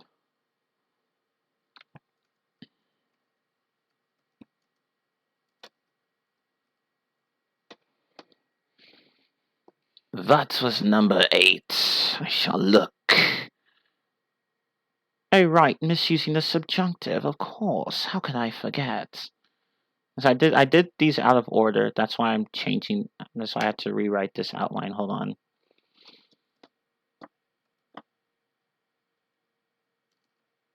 Oh wait, I'm dumb. It's already in the right position here. Think. Okay. Let us continue. What was number 7? What was number 7? Oh, right, there we go. That was number 7. Oh, actually, I think I've fixed it. I think I have fixed it. Hast thou fixed everything? Yes, thou hast fixed everything. Yeah, I think that's it. Okay, I think we're good now. What a poggers! Why do African American people say it do be like that? It do be like that. Because that is a dialect in the South called African American Vernacular English, or AAVE for short. So AAVE, African American Vernacular English. It don't matter. Exactly. That's exactly how they would say it. It don't matter. It don't matter. Not it doesn't matter. They would say it don't matter, because in African American Vernacular English, you don't conjugate verbs. So you could say things like he be working. He be working, which can mean like it can mean that he works a lot or that he's working at the moment. It could mean either of those. He be working. He be working.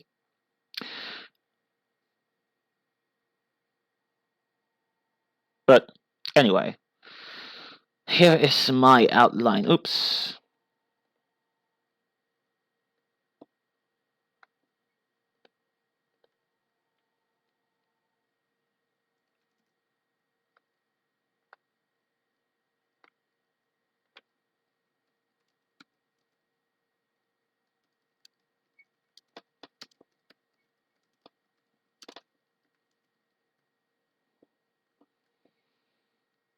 List of more things that natives would never say. I am agree versus I agree. Yeah, don't say I am agree. It's I agree. I agree with you. I am in agreement with you, but not I am agree with you. No.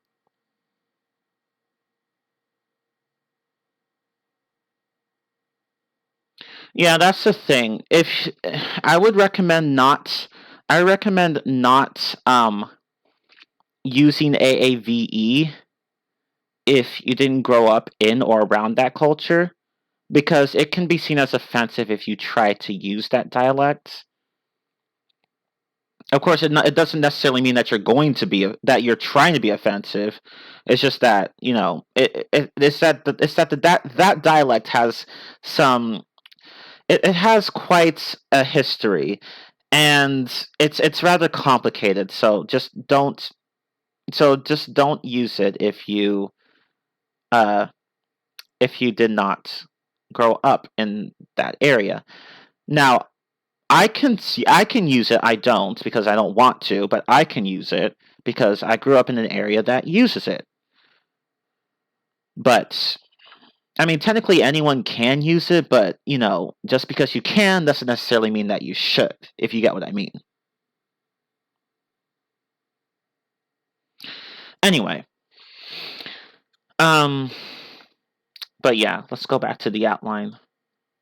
TLDR, just don't, basically. Let's see. Number 2, mixing up the present simple and the present continuous. Two different things. So be careful with those. Number 3, mixing up present and past participles. Again, there's a difference between I'm boring and I'm bored. The first one means that you are not an interesting person. The second one means that whatever is going on right now is not interesting you. It doesn't it's not making you interested. Like you find it uninteresting or dull. Um Number 4, making uncountable nouns countable. So remember, nouns can be either countable or uncountable, and you have to be careful with how you use articles, a, and the, with these nouns. So you can't say, I have a homework. You can say, I have homework, but not, I have a homework, because homework is not countable.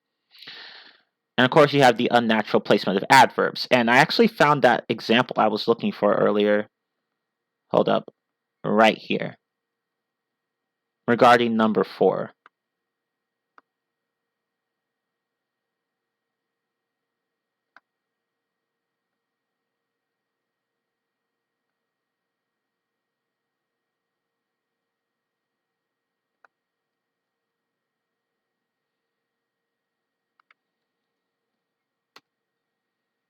So, yeah, I found the example. So, regarding point number 4, which sentence sounds more natural? Again, both are not necessarily, or actually, both are not wrong, period, but which sounds more natural?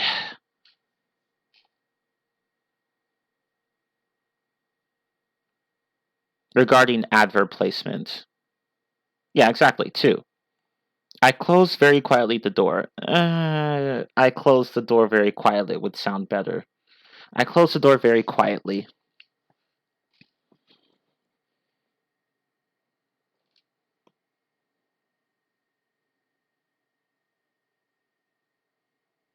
Yeah, exactly. It's 2. It's 2. Like the thing you do in the restroom? It's 2. Anyway, very quietly, the door was closed, setting the stage for a stealthy escape into the night, only to be caught by the police afterwards. Oops. Anyway, um, but yeah, the adverb phrase very quietly should should be placed after the noun the door. It just sounds more natural that way. You'll just get a feel for where you should place adverbs in sentences. You'll get that intuition. Yeah, it do be like that, you know? It do be like that. Mine is literary. Don't talk like that. Indeed. Indeed. That Z, though, look at that. That finesse. Cause we be dripping with finesse. It don't make no sense. Okay, I'll stop. Anyway, no,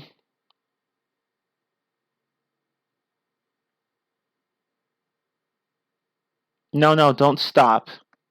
Don't stop, make it pop. DJ, blow my speakers up. Tonight, I'ma fight till we see the sunlight. Tick tock. No, I'm kidding. Um,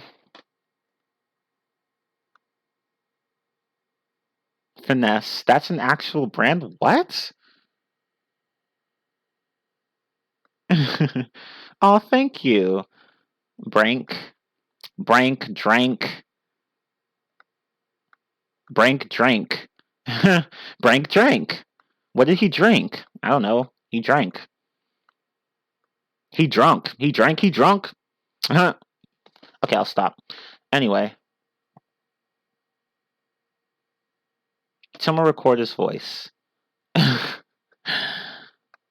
mean, there's. I mean, since this is a recording, since I'm recording the class, don't worry. You guys will get to hear more of my voice. You'll get to hear more of it.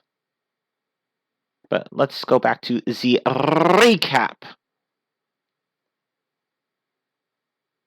So let me go back up here. So number 6 here. Let me actually do this. I'm gonna reply to this. I'm a reply to this. This. I'm gonna reply to this. I'm just gonna say this. Just this. Just this. Oh, you are a German? Hallo, wie geht es dir?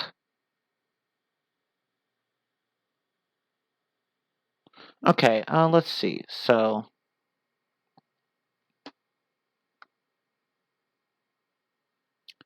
okay, number 6, using improper plural noun forms. So again, remember, some nouns in English have special forms. You can't just add an S or an ES at the end to make it plural. So box would be boxes and fox would be foxes, but ox would be oxen, not oxes. Why? Because it's a Germanic language thing. We just have weird noun forms like that. So be careful with some noun forms. Some of them have irregular plurals, so be careful and don't overuse the S or ES ending.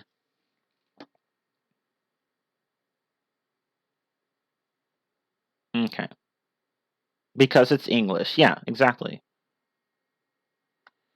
Now let's go to number 7, using the word teacher as a title. Don't do that. Just don't. That's one of the biggest things that will give you away as a non-native speaker. If you call a teacher, then you will not sound native because we don't do that in English. Um why? I don't know. We just don't. You can say professor or you could just say Mr. or Mrs. or Miss and then the person's surname or last name. But you cannot say teacher. Just don't. Just doesn't sound natural.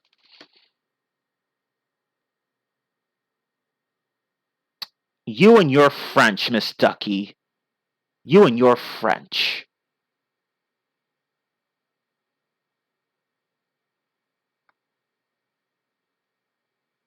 Yeah, that's correct. You can pluralize hair, but only sometimes. It's in very specific circumstances. Like if you're referring to individual hairs on your skin, like like the strands of hair on your skin, you could say it made like that noise made my hair stand on end. Like it made my hair stand up. Like I got scared. But again, that's a very specific context. You would just normally hair is not plural.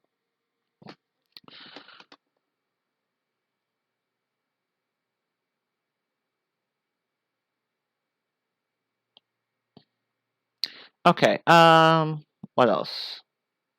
Number 8, misusing the subjunctive. Okay, so again,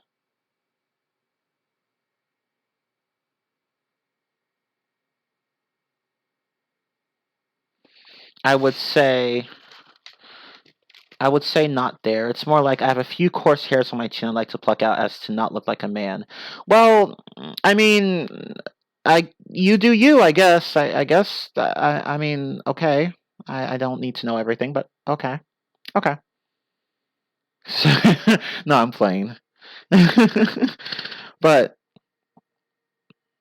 I am more beard than man. Yeah, like no joke. Some men have beards so impressive that I'm just like, dude, how are you gonna wear a mask? You would need a tarp to cover your face, right? Yeah, there you go. Okay, sorry, I got too excited and I just couldn't hide it. I was about to lose control, and I think I liked it. No, I'm kidding. That's a that was a lyrics to a song. Never mind. But yeah. Let's go back to the outline. I'm about to lose control, and I think I like it.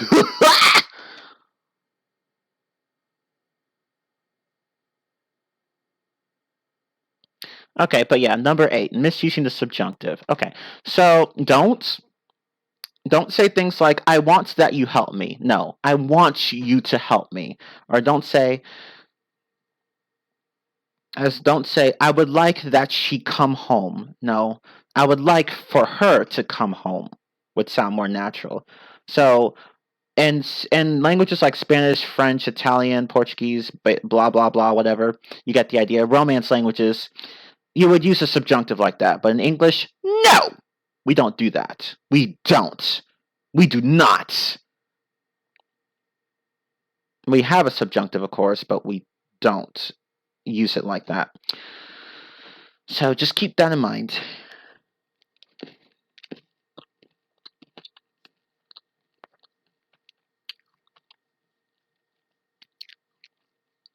When in doubt, use Spanish as an example. When in doubt, just don't. Oh, that reminds me. There was another one I was going to cover. Another common thing that non-native speakers do. Those who speak Spanish, really. Okay, so here, first of all, before I do that, let me wipe my fingers because these Skittles have just stained my fingers. One moment, my little pog champs.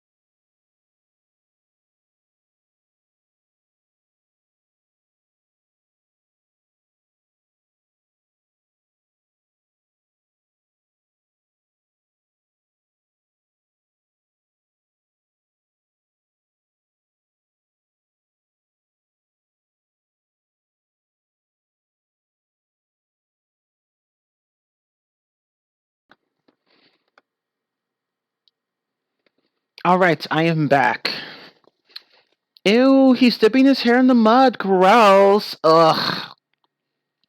Gross.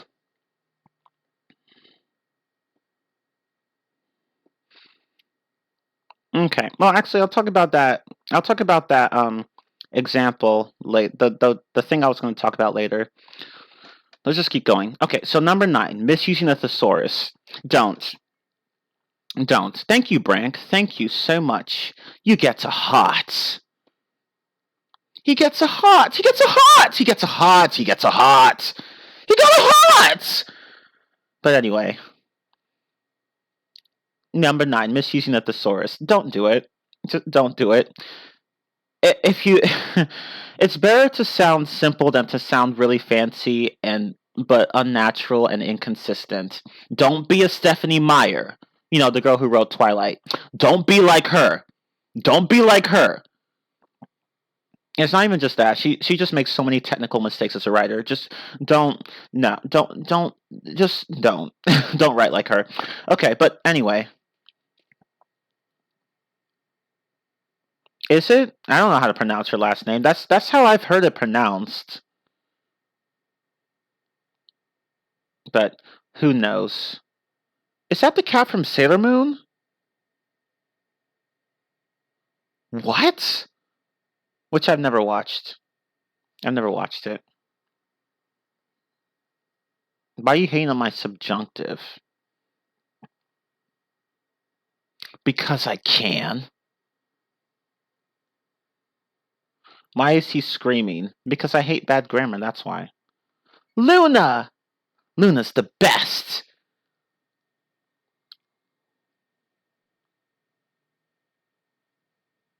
Okay, okay, what else? Okay, number 10. What was number 10? Oh yeah, improper use of transitional words or phrases. Yeah, just don't misuse transitional words like however and consequently. Don't do that. Just don't. Make sure you use them correctly in a sentence, and don't overuse them either. Because if you overuse transitional words, that can make your entire essay sound stilted and unnatural. Not every point needs to be introduced with a transitional word. Not every single one. And here's one more I wanted to talk about. One more thing I want to talk about that Spanish speakers are often guilty of. I'm sorry, my friends, but you are. And I'm sure some of you already know what it is. Well, when I type it, you will know what it is. Doubts versus questions. So, um, so you'll hear a lot of Spanish speakers saying things like, "I have some doubts, um, about on this topic or about this topic," and when they really mean to say, "I have questions on this topic" or questions about this topic. So in English, we don't really use the word doubt like that. So don't do that. Just don't. So when you say something like, yeah, exactly, I have some doubts. That's how that would be in English. That sentence, tengo algunas dudas, would be translated to I have some doubts. But we don't say that in English. We say I have some questions.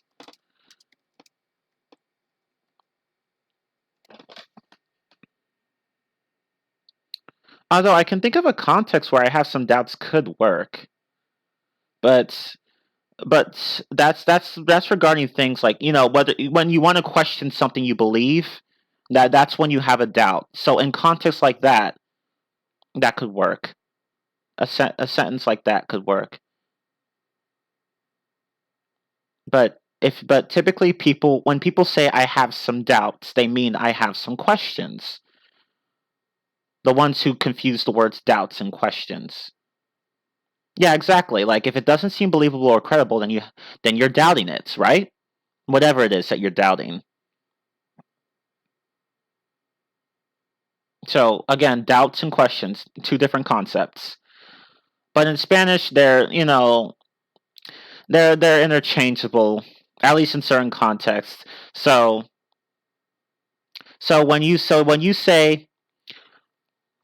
if you say a sentence in Spanish such as "Me explicaron todas mis dudas." Now, literally in Spanish, it means they explained all of my doubts, but idiomatically in English, it would be translated to they answered all of my questions. So, again, be careful with these two concepts. They're different.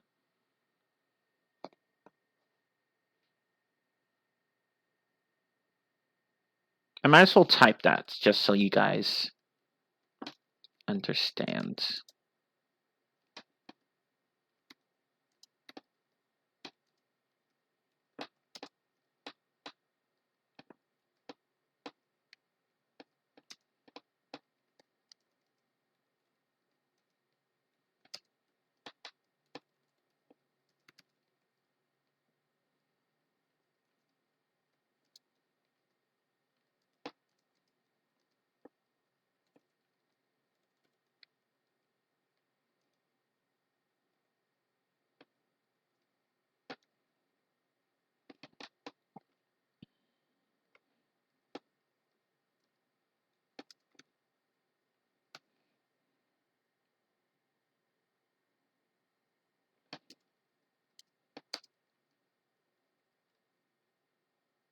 Okay.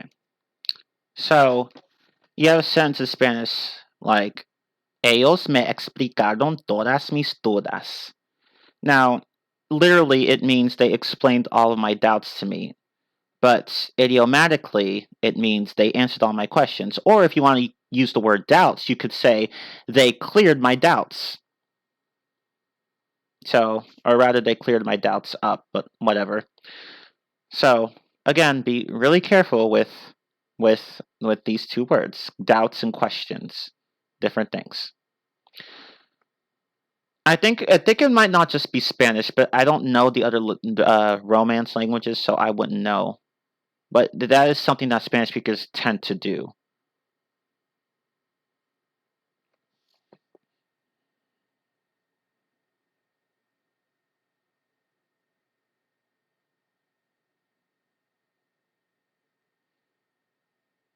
But yeah, that will be it for this class.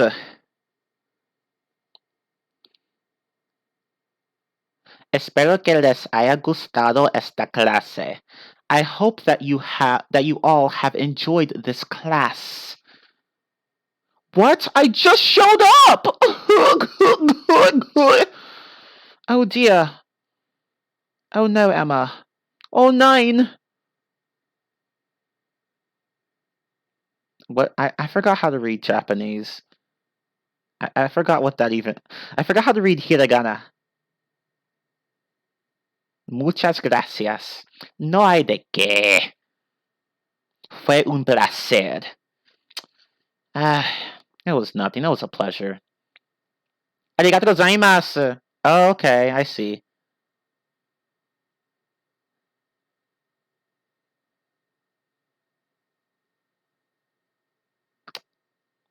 That was a shock, but I'm sure that was an amazing class. I will watch the recording. Thank you, Emma. Vielen Dank. I can't speak today.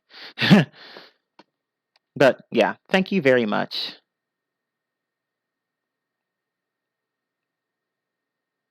Espero tener más clases contigo. Eres genial. Oh, thank you. He said, I hope to have more classes with you. You are great. Thank you. You're lucky to have saved your ears. Trax Banhammer. Are you doing Spanish class someday? I'd love to, but I need more experience with Spanish because I'm really B2.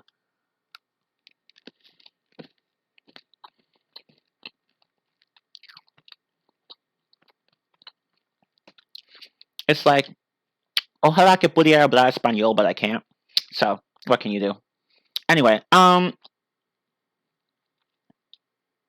but yeah, that will be it for this class.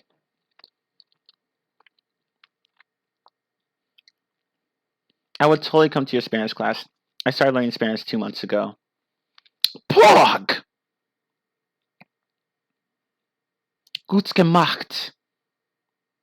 How do you even say poggers in Spanish? How does that work? By the way, earlier I said I wish I could speak Spanish, but I can't. That's what I said. That's what I said in Spanish. But, well, except for the last part where I just said, but I can't, which would simply be, pero no puedo. But anyway, pog doesn't exist in Spanish. Well, we'll make it exist.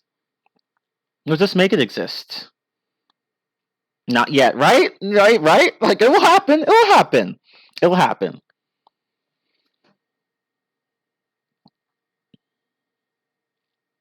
But yeah, I would love to teach Spanish one day. I feel like I'd be good at it because I've actually helped quite a number of people understand the preterite and imperfect in Spanish, a concept that a lot of learners have problems with. Because in English, we don't really map the preterite and the imperfect onto separate, different verb endings. Like in Spanish, we have the concepts, we just don't map them onto separate forms. Not entirely, anyway. So, but yeah, anyway. But yeah, I would love to teach Spanish and German as well. Because German, I don't think Spanish and German are all that hard. I understand the grammar quite well in those. Although I'm still learning the German grammar, but from what I've learned so far, it's the grammar's really not that hard. It really isn't.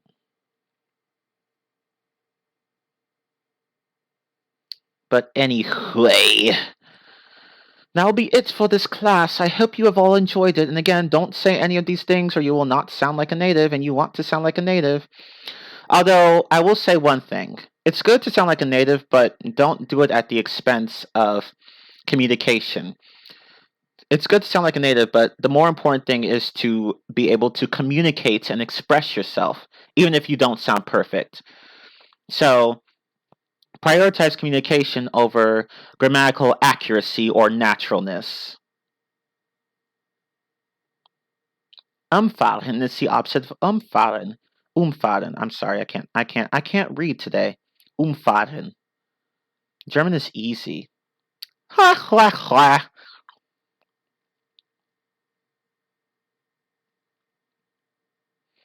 Ja, ja, die Sprache ist einfach. Ist einfach. Did I say est? I meant ist. My brain can't speak today.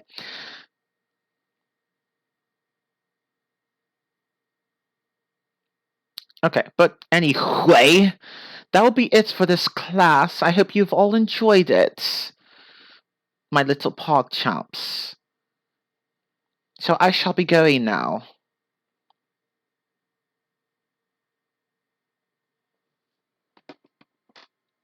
Oh, thank you all for the hearts. Can you spare hearts? Oh, wait, I see somebody wanted to come up on the stage. Shall we let them? Why not? Come up on the stage if you have a question related to the class. And I'll just answer this one person.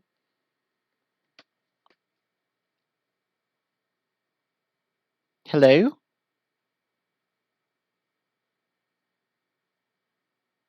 Hello? Hello? Yes, I can hear you. Sorry. Oh, you good? Can I say again? I'm sorry, what? Say again, please. Oh, I was asking if you, I was wondering if you had a question. No. Oh, okay. Mm-hmm. Okay. Bye. Bye.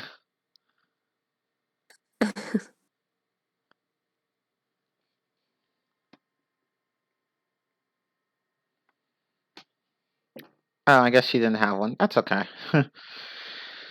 Well, anyway. But yeah, that will be probably the last. Um, yeah, that'll probably be the last grammar lesson I do, at least for a while, because I want to move on. As I announced earlier, earlier this week, I want to go on to beginner classes and intermediate classes as well. Beginner classes will be just for like basic things like numbers, shapes, how to say how you're feeling, stuff like that. Whereas intermediate classes will focus more on like differences between dialects, um, vocabulary, um, idioms, stuff like that. I mean, I technically have been doing classes for advanced speakers. All my grammar classes were intended for advanced speakers. Intermediate ones as well, but more so for advanced speakers.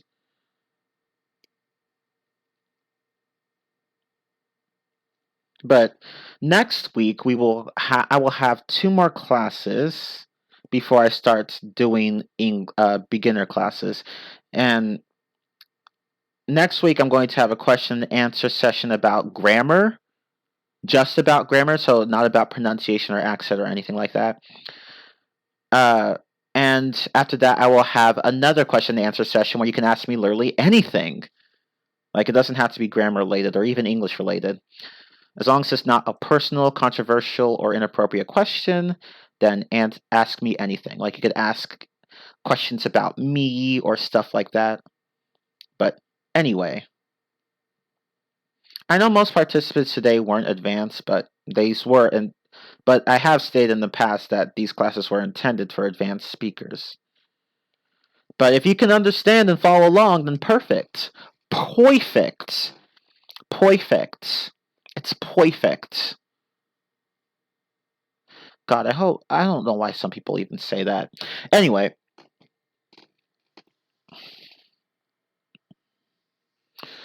But yes, I shall be going. But I will see you all later. Oh, you're crying, Lucas. Don't cry. Blue skies. It'll be alright.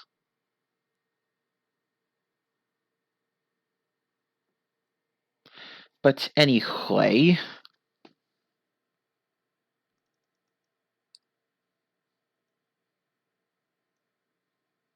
One more thing I must say.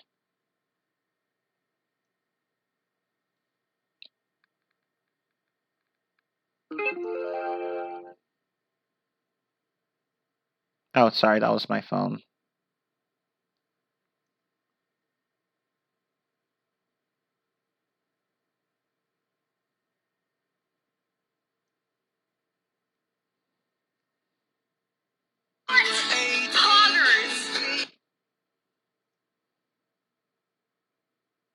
Tell me.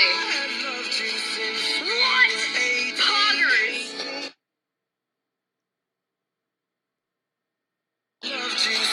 What? Poggers! Okay, I'll stop. What? Poggers!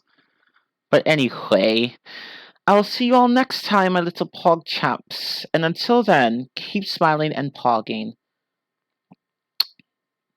But yeah, I'll have classes next week, so no more this week. But yeah, see you all later. Goodbye.